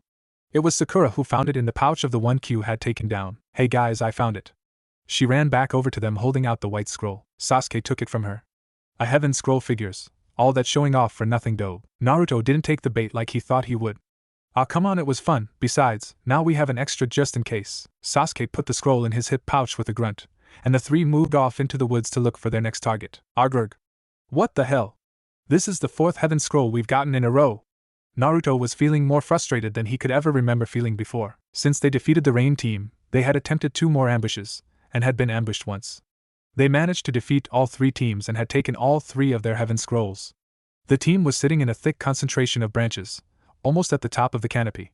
After tying down some other smaller branches, they had made themselves a natural, leafy, cave of sorts. It was now the second day of the exam, and they each carried a scroll in their pouches, as well as the one hidden in Q's scroll. "Well, if you had just listened to me yesterday, we might already be done with this test." Naruto wheeled around to glare at the dark-haired boy with a finger pointed directly at him. "Listen team, I'm not going to say it again. We are not going to attack our friends, just to pass a test." He folded his legs and sat down with a huff. Besides, there was no guarantee that Kiba's team had the right scroll. Sakura had tuned out their argument a while ago, and was wishing they would stop. His attention was drawn by the surrounding leaves, which were moving more violently now than they had been a few moments ago. Strong wind. Hey guys, we're going to fail this exam all because of your stupid weakness for your friends. They're your friends too, jackass. Guys, the wind had picked up a roaring howl. "Look dope, I don't need losers like them, or show-offs like you for that matter. Why you stupid stuck-up pain in the..." Guys, the two turned to look at their teammate and finally noticed the wind just as a particularly strong gust tore through their hideout, scattering them. Naruto was flung away into the darkness of the surrounding forest, as Sakura and Sasuke managed to find something to hold onto until the wind finally died down. What was that? An attack? Sasuke started looking around them, but couldn't sense anyone around them. They stiffened suddenly. Goo. So there you are, Sasuke-kun. I've been looking for you. The leaf genin looked up in time to see a figure grow out of a thick branch above them. The feeling they got from him was worse than what they'd experienced during the first exam and from Zabuza combined. "Didn't your mother ever teach you that it's not nice to keep someone waiting?" Sakura dropped to her knees, as her life and death flashed before her eyes. What happened to Naruto? The orange-clad boy fell through the thick branches, picking up momentum as he dropped. Naruto spread out his arms and attached chakra strings to several branches to slow himself down. Finally he was able to land safely on a branch just above the ground. He sat down and breathed a sigh of relief, until his branch started moving. A large head picked itself up off and glared down at him with reptilian eyes. "That is a big snake." The head reared back and lunged at him with frightening speed. Naruto rolled off its back and fell to the ground, unsealing blade while he moved. As he stood to face the serpent, he subconsciously realized that he had lost Q. The snake lunged again, and Naruto had to replace himself with his puppet to avoid it. The snake's mouth closed around the wooden creation and it lifted its head again to look for the boy as it tried to swallow blade. Naruto could still feel the puppet on the strings that were still attached to it. He smiled tightly and spread his fingers wide. 4 sword-like weapons shot outward from just behind the snake's head, in different directions. The wounded serpent opened his mouth wide in a loud hiss of pain. Not one to like seeing another creature in pain, Naruto began a circular motion with his hands and the swords began to spin in a counterclockwise rotation. Within moments, the snake's head fell to the ground as its body thrashed around before it too fell motionless. Blade fell right behind the head and Naruto called it back to him. Its cloak was torn and shredded, giving it an almost school-like appearance. Naruto sort of liked it. It was still long enough to hide the puppet's limbs, but now it looked more frightening. He resealed his puppet and took off back into the canopy to look for his team. Sasuke was growing too tired to move. The grass ninja, there was no way he was a genin, had been brutal in his attacks.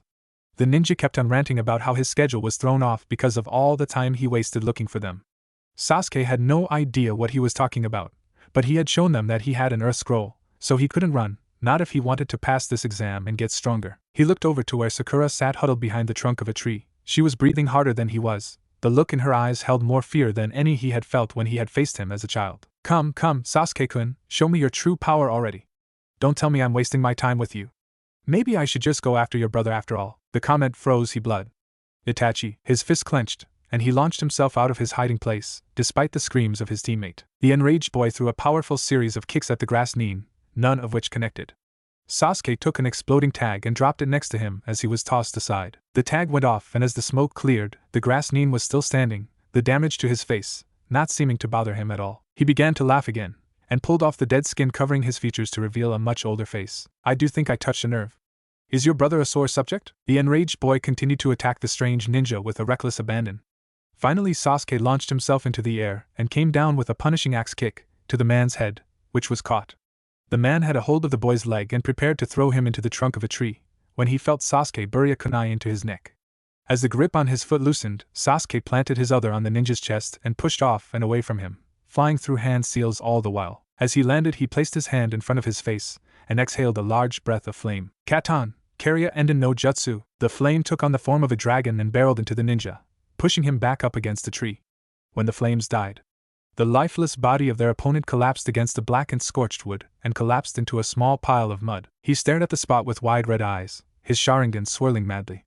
He could not believe that he was fighting a clone this whole time. Now that's more like it. He turned to see the ninja standing atop of a rather large snake.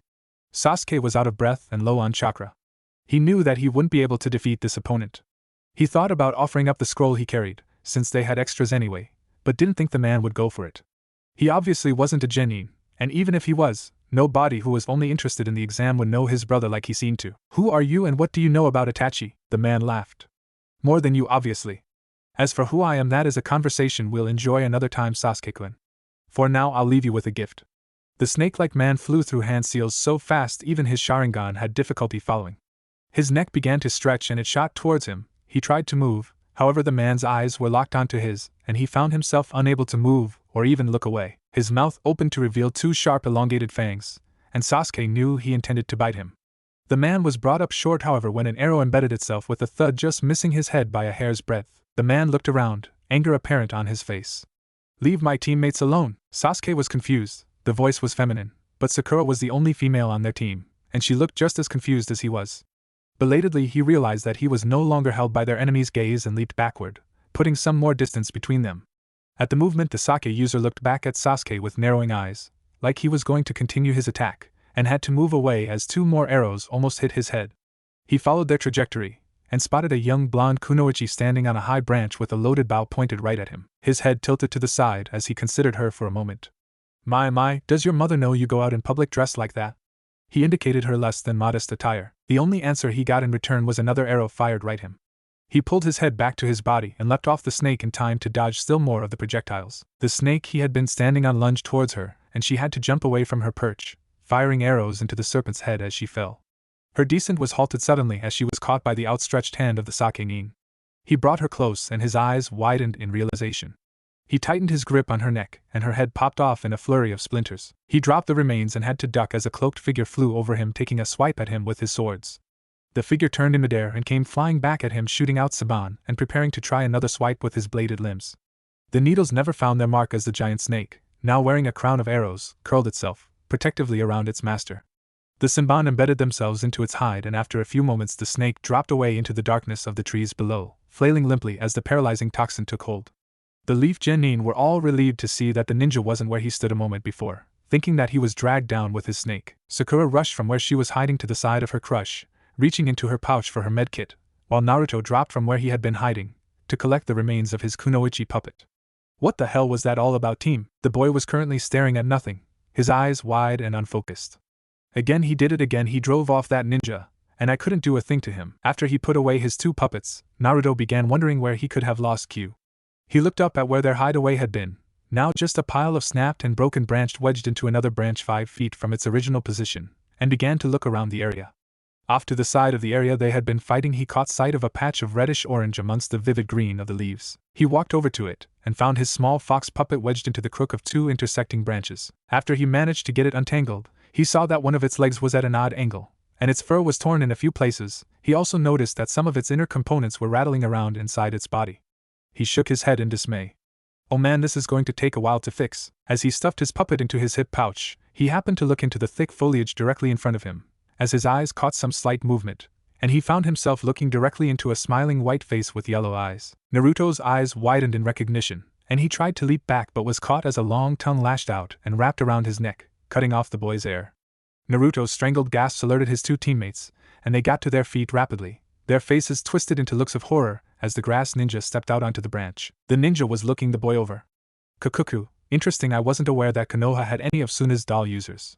You have some skill, I'll give you that, some but not much. As the man mocked Naruto, the boy could feel his own anger rise, This ninja was making a fool of him. He could feel a familiar heat begin to spread throughout his body, and knew that he was beginning to tap into the fox's chakra. The snake ninja holding him smiled with the same realization, even around his tongue.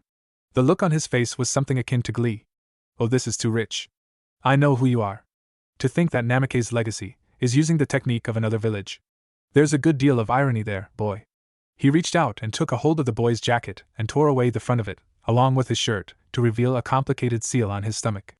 Naruto began to call on more of the demonic chakra, even as his opponent began a few hand seals. Now, none of that. A dark flame appeared on each of his fingers and he thrust them into his stomach. Naruto let out a feral scream, felt his chakra begin to ebb away, as if someone had just shut off a valve inside him.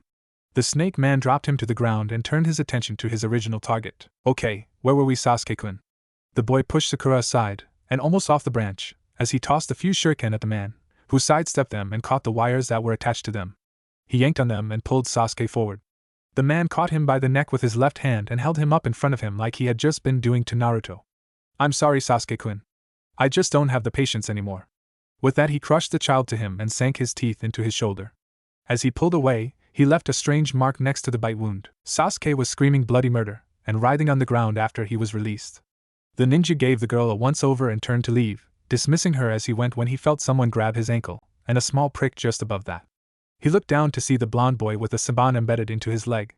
He looked down on him in amusement. Well, that is impressive. Not many genin could stay awake after having their chakra sealed away like that. He glanced at the saban. Is that a poison? Humph, still trying to kill me. He was about to walk away when Sakura called out to him. What have you done to Sasuke-kun? She was cradling his head in her lap, and dripping tears on him, but he was still obviously in pain, even though he had lost consciousness. I gave him a gift. If he survives, he will come to me for more power. My name is Orochimaru. Tell him for me, would you? With a maniacal laughter resonating throughout the area, the sake ninja dissolved into a small pile of mud. Following their encounter with Orochimaru, Sakura had done everything she could medically for her team, but her knowledge was still pretty lacking. The pain in Naruto's stomach had eased somewhat, but Sakura had absolutely no idea how to unseal his bloodline.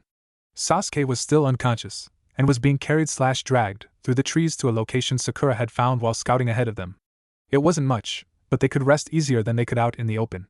The spot they were looking for was a large hole in the trunk of a tree, located about 13 feet off the ground and just under a large tree limb, so it would be out of the view of anyone traveling through the trees. As they sat down panting, Sasuke was caught in another fit of convulsions. He writhed on the ground, gritting his teeth against the pain, and trying to claw at his own neck.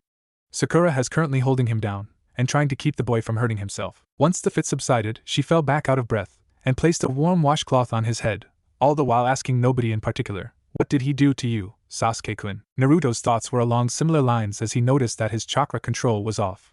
He was trying to control Blade, however was forced to rely on both hands, rather than just the few fingers he was capable of before the fight with Orochimaru. His shirt was still torn, and he looked down at his now visible seal, to see that it had changed. The outer edges of it had a few extra kanji now, and it still hurt like hell. He let Blade sit against the side of their hideout and looked over to his two teammates. Though his fit has subsided, Sasuke would still cringe in pain every few minutes or so, and he was sweating profusely, as though he was running a high fever. Sakura wasn't in much better condition, at least mentally.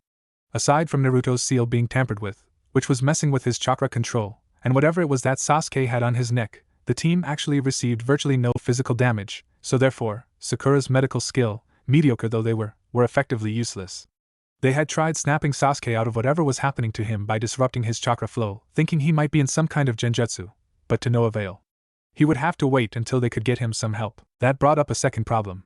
The only way to get that help was to go to the tower, but without an earth scroll the team would fail the exam. Naruto felt momentary guilt over putting the test before his team, but then he remembered that it was Sasuke.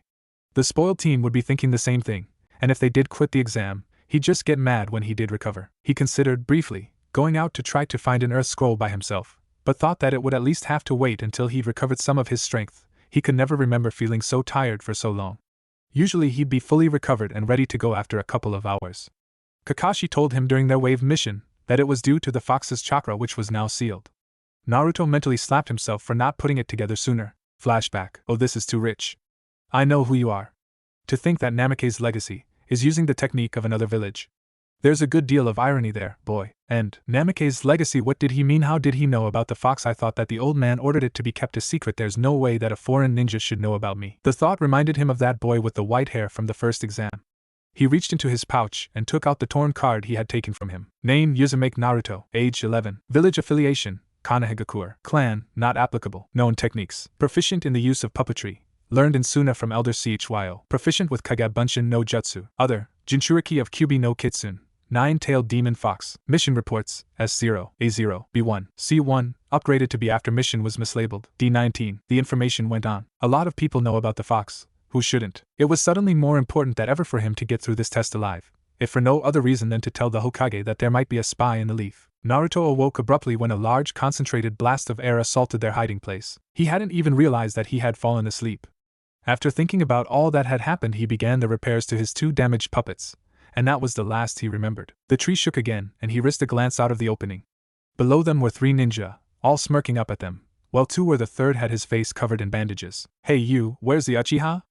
We need to kill him. Naruto heard a gasp from behind him and turned to see Sakura cradling Sasuke's head in her arms. Naruto groaned to himself. A small part of him wanted to let them have the team, but he couldn't let a teammate get killed, no matter how much of a bastard he was. Naruto took another look at their surroundings. The hollow of the tree that had seemed so perfect yesterday now felt like a trap. There were no other exits, and if they went out there, they'd be hit by whatever jutsu was rocking the hell out of the tree. He glanced at the 2 behind him and brought his hands together in a hand sign. Below them the 3 shinobi were getting impatient. Oh come on already, just let us kill him so we can move on. You're too impatient, Zaku. If you keep that up you'll likely just run out of chakra before you even get to them. The girl on their team had long black hair, and was grinning in a superior way at the boy with bushy hair. Ha! If they won't come down, then I'll tear that whole tree down around them. While he was talking, however, the 3 genin launched themselves out of the hollow, and over the heads of the 3 Sannin. They turned to watch them as they fled, Zaku going through a short series of hand seals, and pointing his hands, palm out, in their direction. Oh no you don't. Zankuha! 2 blasts of pressurized air erupted from the small holes in his hands. The attack caught all 3 of the leaf genin, and they all exploded in a cloud of smoke. What the hell? The 3 turned in time to see a cloaked figure falling upon them, with 2 bladed arms. Zaku and Kin leapt away, but the 3rd Otonin, who stood in the middle, was forced to catch the steel weapons on his arm. The impact rang with the sound of metal on metal. He pushed off and took a swipe at the figure, who moved backward, just missing the attack. It stopped in a crouch low to the ground. Hee, you can't dodge my melody arm. Even now I'm sure that your eardrums have ruptured. The pain must be excruciating. Hey Dosu, if he can't hear you, then why bother gloating? Zaku had a large smile on his face. Being a wise ass was one of his favorite things. Dosu's sweat dropped and took out a kunai so he could finish off his opponent. As he approached, he called out to his other teammate. Kin, the others must be still in that tree. Finish them quickly. With his head turned, he never saw the disabled figure rise from his crouched position. Both of his teammates shouted out a warning, and he turned to see his opponent looming over him. Dosu thrust his kunai into the stomach, to no effect. He raised his eyes up to the figure to see a cold, lifeless stare gazing back. Realization dawned on him. His opponent was not human. The cloak that had shrouded his opponent until then flew up, and Dosu felt the pain of the slash before he could even register the movement. He fell back clutching his midsection as the puppet was revealed. Said puppet leapt up into the air as the signature attack of his other male teammate hit the ground where it stood. The explosion shook him from his stupor, and he retreated farther away. Kin, get them! The girl was already leaping from branch to branch up the tree. She turned briefly at the boy's shout and looked back up at the incoming fist of a girl with pink hair. The punch caught her off guard, and they both fell to the ground. You want touch Sasuke-kun? Kin rose to her feet, more dazed by the fall than the power of the attack. That's it. Man, she's weak. If that's all the strength you can put behind your attacks, then this'll be over with quickly. What followed was a quick, brutal pounding by the dark-haired kunoichi. Sakura was now bloodied, bruised, and left lying on the ground. The other girl took her by the hair and held a kunai to her throat. Hey, listen up, either give up the Uchiha, or I'll slit this fangirl's throat. The puppet paused in its pursuit of Zaku and landed back on the ground. For a few brief moments, nobody moved. Hey, you hear me, you leaf bastard? Just give us the Uchiha, and both you and this girl can go free. Inside the tree, Naruto was seething. There was no way he could get to the girl in time with Blade. If he even tried, then she would kill his teammate. When he didn't respond, he heard a loud scream from below him. He rushed to the hole and looked down to see the sound kunoichi kneeling over Sakura with a large fist full of pink hair. Her kunai was still at her neck, and she was smirking up at him. Oh good, you're still here. Next time it won't be her hair rip off. Now this is your last chance. Give us the Uchiha. Konohide Zenpu. A green blur appeared in the clearing and kicked the dark girl away from the wounded Sakura. Naruto breathed a sigh as he recognized the boy, from earlier in the exam, as a leaf nin. When Sakura looked up, it was at a green-clad form. The spandex would have made her ill had he not just saved her life. He was standing in a taijutsu pose none of them had ever seen before. His rigid body posture spoke of the endless hard work he must have put into learning it. I cannot let you harm such a delicate and beautiful flower. Sakura nearly swooned. His voice conveyed confidence, and his words were elegant and poetic. Not to mention terribly romantic. Then he turned to look at her, and her heart stopped cold. Don't worry, miss. I, Rock Lee, Konoha's handsome devil, shall protect you. His words went unheard by the stunned girl, who couldn't take her eyes off of the two small animals that had become lodged over the boy's wide round eyes. I see my youthful fires have left you speechless. He turned back to the Sound Nin, who now looked at him with a mixture of confusion and laughter. I suggest that you leave at once, for I shall not show you any mercy for attempting to harm a fellow leaf ninja. Mercy this. Zankuhal. The large air blasts flew at the green boy, and he was ready to dodge them, until he saw that if he did, the attack would hit the attractive pink-haired Kunoichi. His code of honor wouldn't allow that. He rooted himself in place and braced himself for the attack, arms crossed in front of him. The twin air attacks hit, and he was still launched back into the tree. However, the attack was stopped abruptly when Zaka's arms were riddled with Saban needles, courtesy of the puppet that was now coming at him from above. Damn it! He managed to leap out of the way as the puppet hit the ground, burying all four of its limbs in the loose soil. That thing is pissing me off. He preformed his hand seals, and pointed his arms at the puppet, only for them to drop lifelessly to his side as the paralyzing agent on the needles finally took hold. The blast of air he had been holding back suddenly went off and launched him up off of his feet to land in a heap after crashing through the foliage around them. By this point Dosen knew that they had to withdraw. He had decided to try to placate them with his scroll in exchange for letting them go. After all, they already had one extra. As he reached into his pouch, his hand was frozen cold by a feeling of immense chakra. It was a feeling he was all too familiar with. He looked around frantically. The source was close, too close for his comfort. He was never comfortable as long as those five had been around. This didn't feel quite like any of them. Naruto smirked to himself as he watched the Sound Ninja fly off into the trees. It hadn't been entirely on purpose, but it was funny nonetheless. He lost his smirk, thought, when he felt the hairs on the back of his neck rise, and a feeling creep its way up his spine. He turned slowly and saw that a strange, dark chakra had begun to encase his fallen teammate. When the boy began to rise, Naruto saw that half of his body was covered in flames. For the smallest minute he thought it was some kid of fire jutsu, until Sasuke suddenly projected all of the energy outward. Naruto dove for the entrance to the hollow he was in, and only barely managed to get his feet under him in time. All eyes looked at Sasuke as he emerged from the opening and stood on the tree trunk. He looked around the clearing, taking in everyone, and came to see Sakura. Her hair had been cut off and she was obviously injured. Though he didn't much care about the girl's well-being, the fact that she, the one who always hung back and did nothing, had been fighting and protecting him infuriated him. He would not let Sakura of all people show him up. Sakura, who did that to you? Her eyes lit up.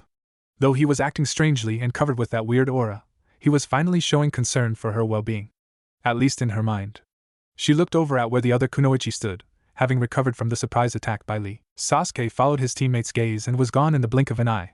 It wasn't until she felt his breath on her neck that she realized where he'd gone.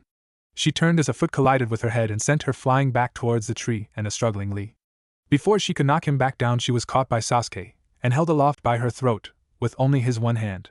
With the other he began punching her in the stomach. With each impact she let out a strangled cry, and soon even they stopped. She was still awake, but in so much pain that she could no longer react to the vicious beating. When he failed to even get the satisfying reaction out her anymore, he simply began to crush her neck in his grip. Meanwhile Sakura, who at first was thrilled that the boy was trying to fight for her honor, was now shivering in fear of him. Lee was frozen in his place by the unyouthful cruelty he was witnessing firsthand. Naruto was watching with a mixture of both of their reactions, minus the youthfulness. Then anger began to overtake him as Sasuke took her arm in his hands and broke it at the elbow, bending her forearm back against the natural angle of the joint, and Sasuke smiled at the scream that followed. The markings, which had faded to a black tattoo-like pattern, burned brightly again, as if feeding off of the pain and suffering of the Sound Girl. Naruto looked to the girl's teammates to see if they would try to stop her torture. They just stood by, with no indication that they even cared. Naruto had had enough. Sasuke! Enough! Knock it off! The blonde was walking towards his teammates slowly, not at all sure that this was the best idea. Sasuke didn't even look his way. Stay out of this, Doge. She may be an enemy, but she's obviously beaten. There is no reason for this. Just let her go. Now the dark-haired boy looked at him. Make me. Naruto's eyes widened at the sheer insanity and bloodlust that was in his now black left eye. Sasuke Sakura was on her feet, bloody, bruised, and wobbling toward him now. She grabbed onto his waist, pleading for him to stop, and he merely looked upon her like some insect he was inclined to step on. He brought his hand over to her head gently, then slammed her into the ground. She landed hard on her shoulder and Naruto could hear a loud snapping sound as it was dislocated. That was it. Naruto may not have had any kind of particular relationship with her, but he certainly didn't hate her. She was his teammate. He ran at the Uchiha and threw a kick at him, which was dodged as the boy dropped his earlier plaything. Now you want to fight Dobe, fine. What kind of person are you? I know she's annoying, but why would you attack your teammate like that? What would Sensei think? Sasuke gritted his teeth and crouched to attack. Seeing this, Naruto took a gamble. What would your parents think? The effect was immediate. Sasuke lost the edge he had and was momentarily lost in a large ocean of memories from that night. The night when his entire clan was murdered by Itachi. A vision consumed him of their murder, however he realized that it wasn't Itachi covered in blood, but him. He fell to his knees, and cried out in pain as the markings were driven back into his neck. Naruto approached in time to see that last of them take a shape similar to the Sharingan. Sasuke bent over, his fists resting on the ground as tears fell from his eyes. Hey team. Naruto placed a hand on the boy's back and, surprisingly, he didn't flinch away. I'm sorry, don't worry about it. That snake guy did something to the both of us. We'll get Sensei to look at that mark on you after the test. The other two sound ninja approached them and picked up Kin as best they could. We're not going to bother you anymore this round. But in the next one anything goes.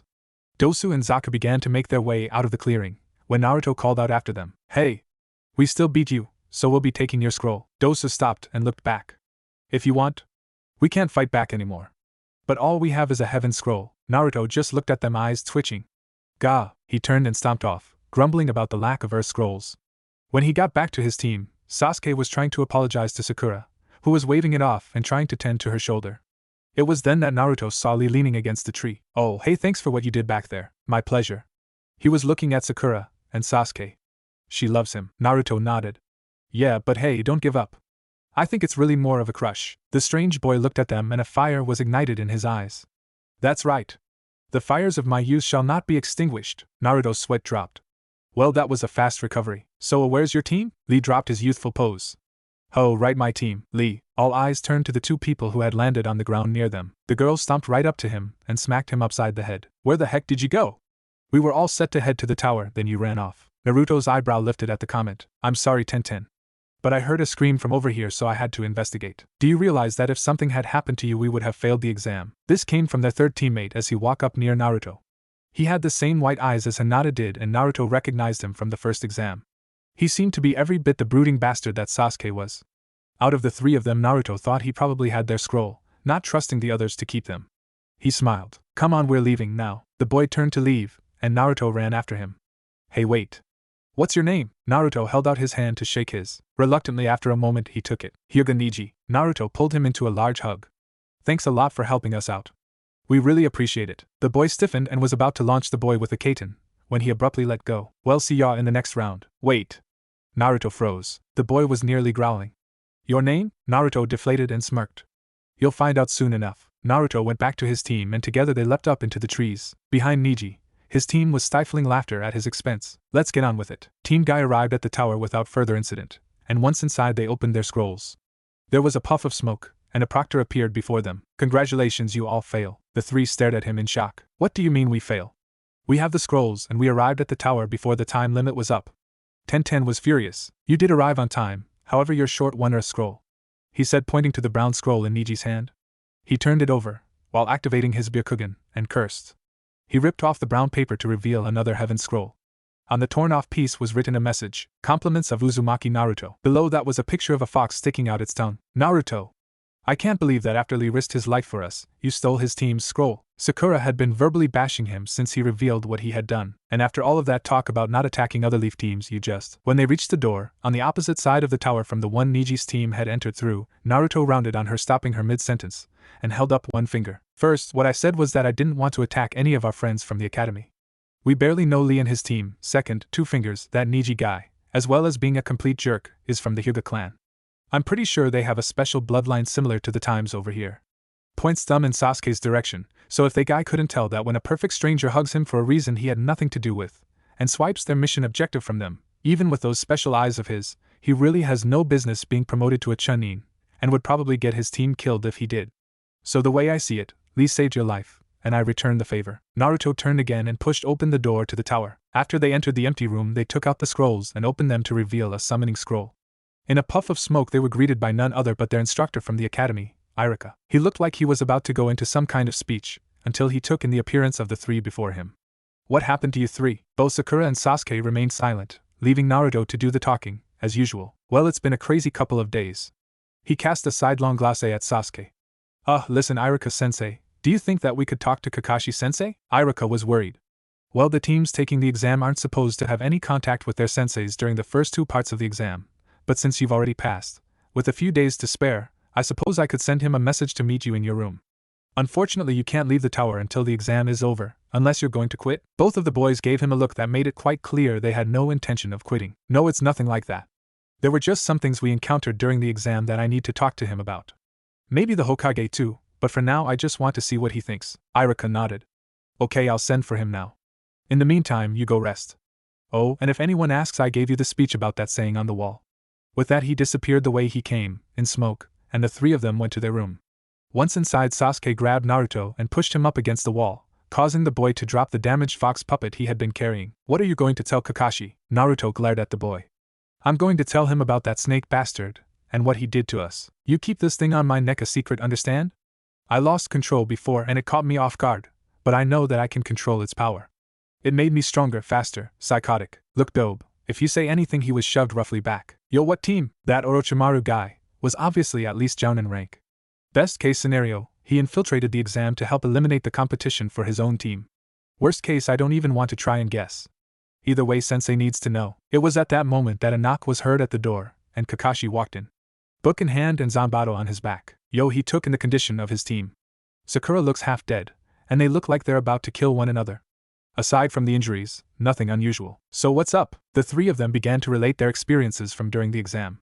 When they came to the part about Orochimaru, Kakashi immediately put away his book, confirming to them that, not only did he know who they were talking about, but that it had him worried. They explained, much to Sasuke's displeasure, about the curse mark on his neck, and the seal that was placed over Naruto's bloodline. After examining both briefly, Kakashi took Sasuke aside and put an additional seal on his neck, in order to keep the mark in check. Unfortunately, the seal on Naruto was beyond his abilities to remove, and promised to find someone who could remove it safely. Naruto just shrugged. After all, it made it more difficult for him to use his own chakra, but not impossible. Lastly, Sakura described their encounter with the Sound Trio, and how they had claimed to have been targeting Sasuke specifically. After listening to their entire report and asking only a few questions, Kakashi left the room to go report to the Hokage. As he was walking out, Naruto exited the room behind him, and Kakashi stopped. Naruto, was there something else? Yeah, it may be nothing, but I took this from another Leaf Genin during the first exam. He reached into his pocket and handed Kakashi the torn card. The Jounin glanced at it briefly and his one visible eye narrowed. Who did you get this from? I think his name was Kabuto. He's an older Genin, said this was his 7th time taking the exam. He also claimed to have information like this on everyone in the exam, even foreign teams. Kakashi nodded. Okay, good work, I'll look into this. What else is there? Naruto looked down. That Orochi guy, he called me Namake's legacy. What did he mean by that? It took a minute before Kakashi could answer. Naruto, that is an answer I can only give you after consulting with the Hokage, as it may not be my place to give it. Naruto was taken aback. This was a level of emotion that he wasn't used to from his sensei. It was almost unsettling. Go on and rest up. You have a few days until this part of the exam is over. Afterward, you'll likely need it. He walked a few more steps and vanished. Naruto went back to their room and, as he had been told 2 days later, they were summoned to the main floor of the tower, along with the others who had passed the test. Naruto had used the time to repair his puppets as best he could, but without replacement parts, he was forced to use some of Kunoichi's to fix up the other 2, leaving him with only 2 of the 3. Naruto was determined to build a few more the first chance he had. The Genin, 6 teams in all, were lined up in front of a group of people including not only their instructors, and several Chunin proctors, but the 3rd Hokage as well. The old man was currently standing in front of the assembled ninja, smiling at the faces he saw. So, all of the rookies made it this far, and practically nobody else. He was chuckling to himself. I want to congratulate all of you for passing the second part of the Chunin selection exam. The members of Team 7 stood in a column, with Sasuke in the front. Naruto was standing behind Sakura, not really paying attention to the speech the Hokage was giving them about the true purpose of the exams, and surveying the remaining teams. It seemed that Niji's team had been eliminated, and Naruto had to suppress a chuckle. The Sound team, however, had actually made it through the second exam, it seemed. So they either found an Earth scroll somewhere, unlikely given the condition they're in, or they were lying to me when they said that they only had the heaven. On the other side of where his team was standing, was Kabuto and his team. The 3 of them looked in pretty good condition, except Kabuto, who was just really dirty, so it surprised him that he started to quit when the new proctor asked if anyone couldn't continue. Oh no, you don't. Naruto discreetly cast out a couple of near-invisible chakra strings, and latched them onto Kabuto's arms, pinning them to his sides. The proctor stared at him for a moment before announcing the next part of the exam would be a short preliminary tournament, to see who advances to the final round. When Naruto released his strings, Kabuto looked around at everyone, and met the blonde's eyes. At the white-haired genin's unspoken question, Naruto simply mouthed, "You're welcome." The team split off and went up to the spectators area. It was interesting to Naruto to note that Kabuto's team chose to go to the side with the other foreign teams rather than his fellow Leaf Ninja. On the way up to the waiting area, he overheard a bit of conversation going on between Hinata and Kiba. "Hey, I thought that your cousin was taking the exam? Did he get eliminated?" Hinata scanned the other side of the room for any sign of Niji's team. "I don't know." Naruto couldn't help himself. He started laughing, and when the two turned to look at him, he waved them off. "Sorry, I was just remembering something that happened during the last test." Kiba scoffed at him and turned to face forward, while Hinata merely blushed and avoided eye contact. At this point their attention was drawn to the screen above the Kage and Jonin, as it announced the first match. Uchiha Sasuke vs. Kinyuda Dosu. Sasuke calmly walked down the stairs, as Dosu looked on with fear in his eyes. "And no way, I'm not going to fight that psycho." He felt a heavy hand on his shoulder and stiffened as he realized who was standing behind him. He met the cold yellow eyes of his sensei, and resigned himself to his fate. Once both competitors were in position, the proctor, a sickly jounin named Hate, began the match. Dosu began by running straight at Sasuke, who had activated his Sharingan. As the bandaged boy took a swipe at him, the Uchiha leapt into the air, before Dosu could even bring his arm around, and began a short series of hand seals. Katon, Gokake no Jutsu. The large fireball hit the ground where the Sound Nin had been standing, as he rolled away and came to his feet again. "Shit! I can't fight from long range." Sasuke threw a few shuriken at his as he landed. The boy ducked as they thudded down behind him, and Sasuke preformed another grand fireball. Dosu tried to roll away again, but was stuck firmly in place.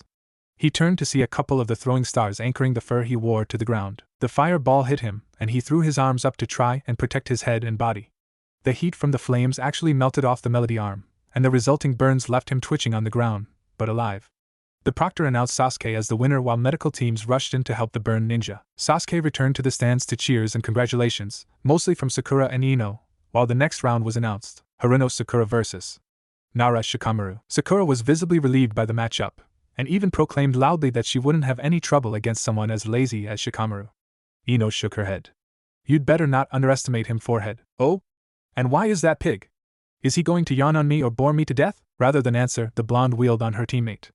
"Don't you even think of quitting Shikamaru." For his part, the laziest student in the academy, Simple walked down the stairs to the floor, muttering about how troublesome fangirls were. When they were set up, the proctor began the match, and Sakura wasted no time in throwing several kunai at him, only to miss as he bent over backwards at the waist to avoid them. Troublesome. Sakura took 2 steps and leapt up into the air to come down on his still prone form.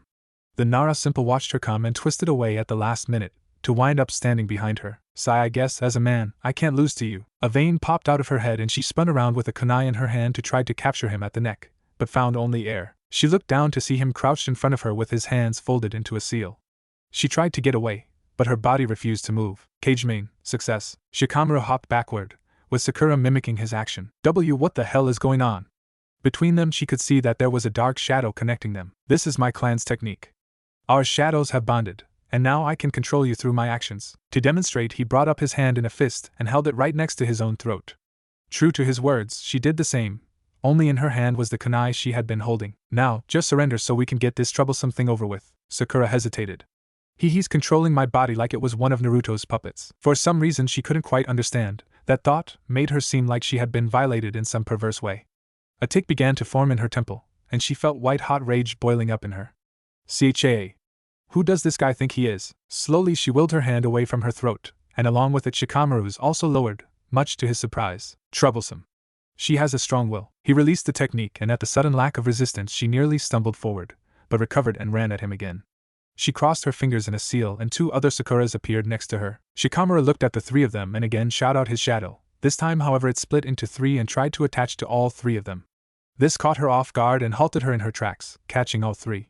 When the 2 on the left vanished, Shikamaru wasted no time in causing her to toss him her kunai and placing it at her neck, holding her at knife point once again. She also held her hand at his neck, but now it was empty. "Damn it, even if I can break out again he can still cut me." The proctor seemed to mirror her thoughts because he called the fight off and announced Shikamaru the winner. Akato Yuroi vs Sabaka no Temari. Finally. The girl lightly hopped down over the railing, and stood waiting as her opponent arrogantly walked down the stairs at a leisurely pace. "Hey, come on, can't you just hurry up already?" The masked leaf ninja Simple adjusted his glasses. "Why? You in a hurry to lose?" Temari gritted her teeth and Hate began the match. The man ran through some seals before a blue aura appeared around his right hand. Seeing this, Temari smirked. "Oh, a close-range fighter sucks to be him." Oblivious to the girl's thoughts, he ran at her tossing a spread of kunai before him. To his surprise, she didn't even try to get out of the way. She just took a hold of the large metal object on her back and swung it at the weapons. Too soon to block them, he thought. About midway through her swing, she flicked her wrist and the fan she was holding opened, releasing a large gust of wind that not only stopped the kunai in their tracks, but actually sent them spinning end over end back the purple-clad Nin. He also found himself caught in the gale, and was thrown back into a wall, followed by his own kunai, one of which stabbed right into his thigh. He clutched at his leg and fell forward to the ground in pain. Hage shook his head at the short duration of the fight and ended it. Akato was in no position to defeat a long-range specialist. Yamanaka Ino versus Tushir Kin. The two kunoichi made their way down to the floor and faced off against each other. Kin took one look at the girl and laughed. Is every kunoichi in the village more worried about their looks than their skills? Don't underestimate me because you're jealous. Kin's confidence was all for show, they could both see it. Her arm was wrapped in a splint, and her breathing was labored. She was also covered from head to toe in bruises and scrapes. Broken wrist. Probably some broken ribs. Just what the hell happened to her out there? Oh well, easy win for me. Hade began the match, and they each reached into their hip pouches and threw weapons at one another. Ino's shuriken collided with Kin's samban in midair, however the two other samban flew past the blonde girl and hit the ground behind her. The girls began running around the ring trading throws. As soon as Kin began to run, Ino could hear ringing coming from the bells hanging on her belt. You know those bells can't be good for your stealth. She mocked her, hoping to make her angry enough to close for close-range combat. Ino tried to run at her, but the dark-haired girl hopped away, refusing to get into the kind of fight that would cost her the match. Ino then took two kunai and threw them to either side of the girl to stop her movement. She formed a hand seal, looking at the girl through the square she formed with her fingers and preformed her family's signature jutsu. Up in the stands, her team was groaning in frustration at her poor choice of tactics. She should know better than that. She can't hit her with that technique without one of us holding her. The large boy Shikamaru was addressing didn't reply. Kin saw the girl lining up a jutsu of some kind, and tried to jump aside. When she leapt up, however, her foot caught on a thin wire attached to the shuriken that the blonde had thrown before. She fell heavily on her injured arm and cried out in pain. Ino smirked and redirected her technique at the fallen girl. At the last minute though, she heard bells ringing behind her, and suddenly her vision began to blur. Kin split into three kins, and the blonde's aim was thrown off as she fired her jutsu. Ino slumped to the ground, and there was a tense silence in the air as all waited for the result. Kin was looking around her to try to find what had happened. She struggled to her feet and took out a samban, thinking the prone girl was playing possum. She threw the needle at the girl and it hit her in the leg, to no visible effect. To her further confusion, she could hear two boys, the blonde's teammates, groan and curse the girl's overconfidence. I don't know what the hell just happened, but I'm not going to complain. She took out a kunai in her good hand and made her way over to the girl as quick as she could. Just after placing it at the immobile girl's neck, she began to stir. She opened her eyes groggily, and looked at the position she was in as Kin was declared the winner. Kin let her up. Just what the hell was that supposed to do? Ino groaned. One of my family's techniques. It transfers my mind into yours. I was going to force you to quit, but I missed. Kin just stared at her. What the hell good is that technique? Any other opponent should be able to dodge that and kill her easily. The two girls walked back up the stands, and Ino met with a lecture about when to use certain techniques, and underestimating an opponent, while Kin was teased by Zaku about her opponent beating herself for the sound kunoichi. Had the girl not been so injured, she might have hit him. Hyuga Hinata vs Zaku Abumi. Hinata's eyes widened at the sight of her name on the screen. She nervously began to make her way over to the stairs, when someone called out to her from behind. Oi Hinata. She knew that voice. Every time she heard it, Bee began to blush and became short of breath. And Naruto Kekuen. She turned and he was still looking over at the genin, as he walked down the stairs on the opposite side. Watch yourself, he's a long-range specialist. He's trying to help me. Arigato, Naruto-kun. After she made her way to where her opponent was standing, he scoffed at her apparent shyness and stood casually with a glint in his eye that she was suddenly a little afraid of. Zaku lifted his arm to point it at her with his hand in a tight fist. This is the only chance you'll get from me. Surrender now. Hinata was visibly shaking, and could feel the eyes of everyone in the room focus on her. Everyone is watching me. Everyone, and so is he, Naruto-kun. She could hear his warning in her mind about the sound ninja's abilities. And Naruto-kun was trying to help me. I cannot let him down. The small girl steeled what little resolve she had inside her, and focused chakra to her eyes, causing the veins around them to bulge as she whispered the name of her bloodline. Hey, don't say I didn't warn you. With her clan's eyes active, she could see a large amount of chakra being stored with the arm he held pointing in her direction. A long-range specialist. Cough begin. Zaku wasted no time in opening his hand and releasing the maelstrom contained within.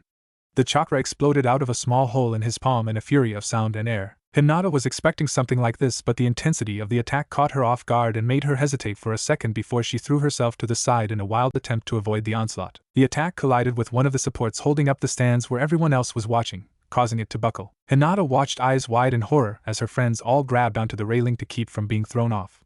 She could see Naruto glaring down at the boy who was only laughing at their plight. The boy preformed a few hand seals and pointed both arms at the girl.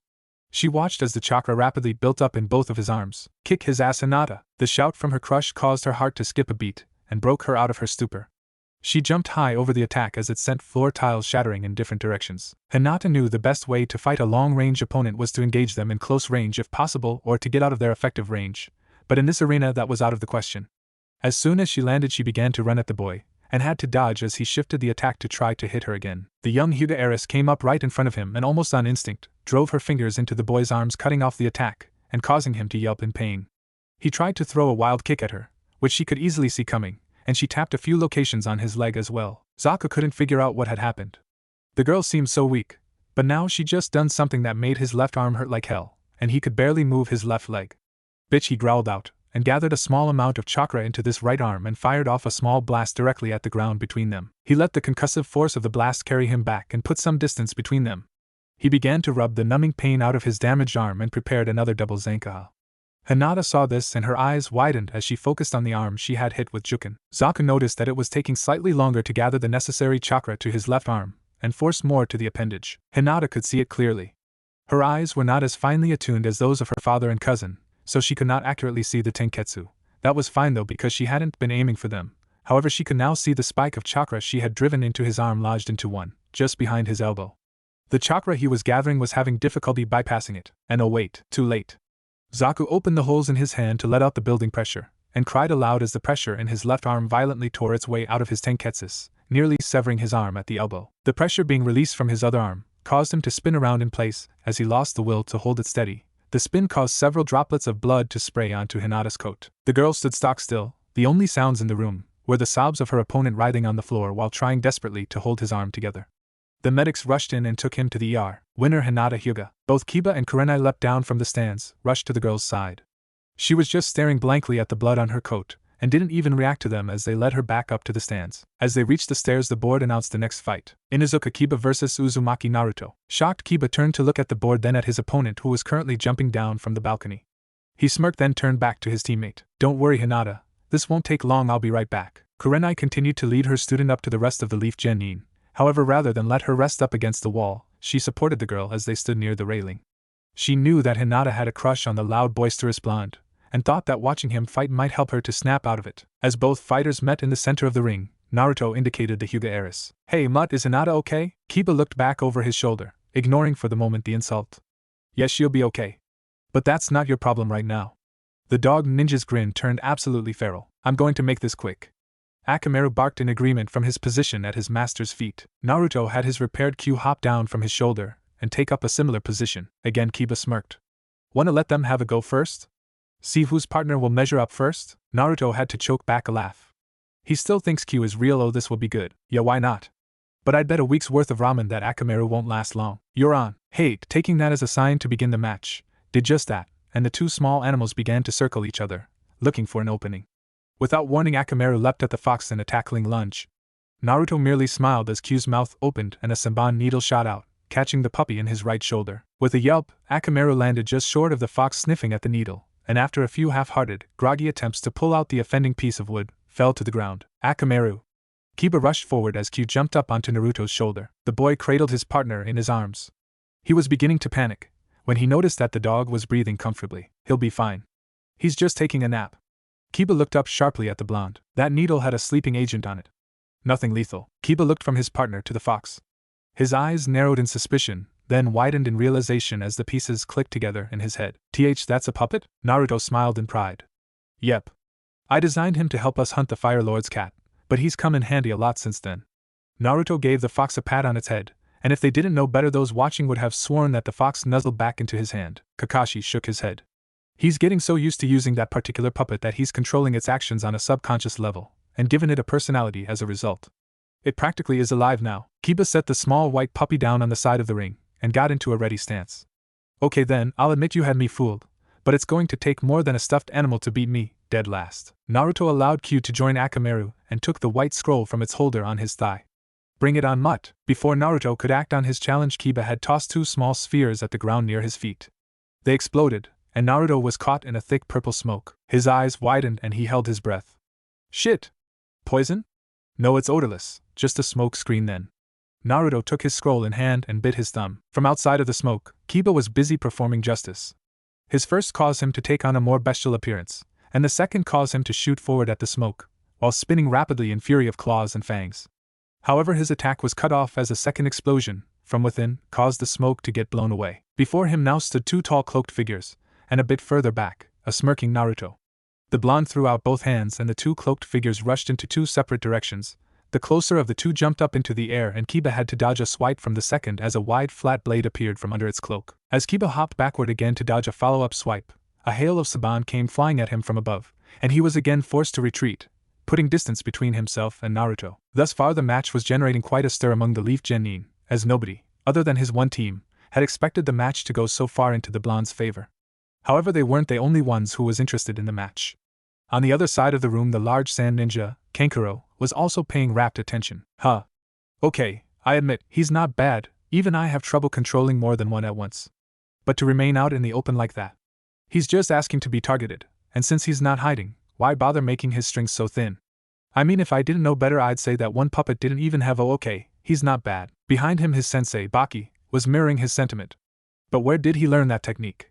Is there a spy in Suna? Down on the floor, the two boys had gotten into a steady rhythm of attack and dodge, and Naruto had to admit, to himself anyway, that Kiba was doing a good job of keeping away from his attacks. Then, in an impressive display of agility, Kiba planted both of his hands and feet onto the chest of the closer of the two and launched himself into a low arc over the arena. The puppets followed as they had been doing thus far, one through the air and one along the ground. When the bestial Genin began his descent, he twisted around to face the orange-clad boy controlling the puppets, and called out one of his signature jutsus.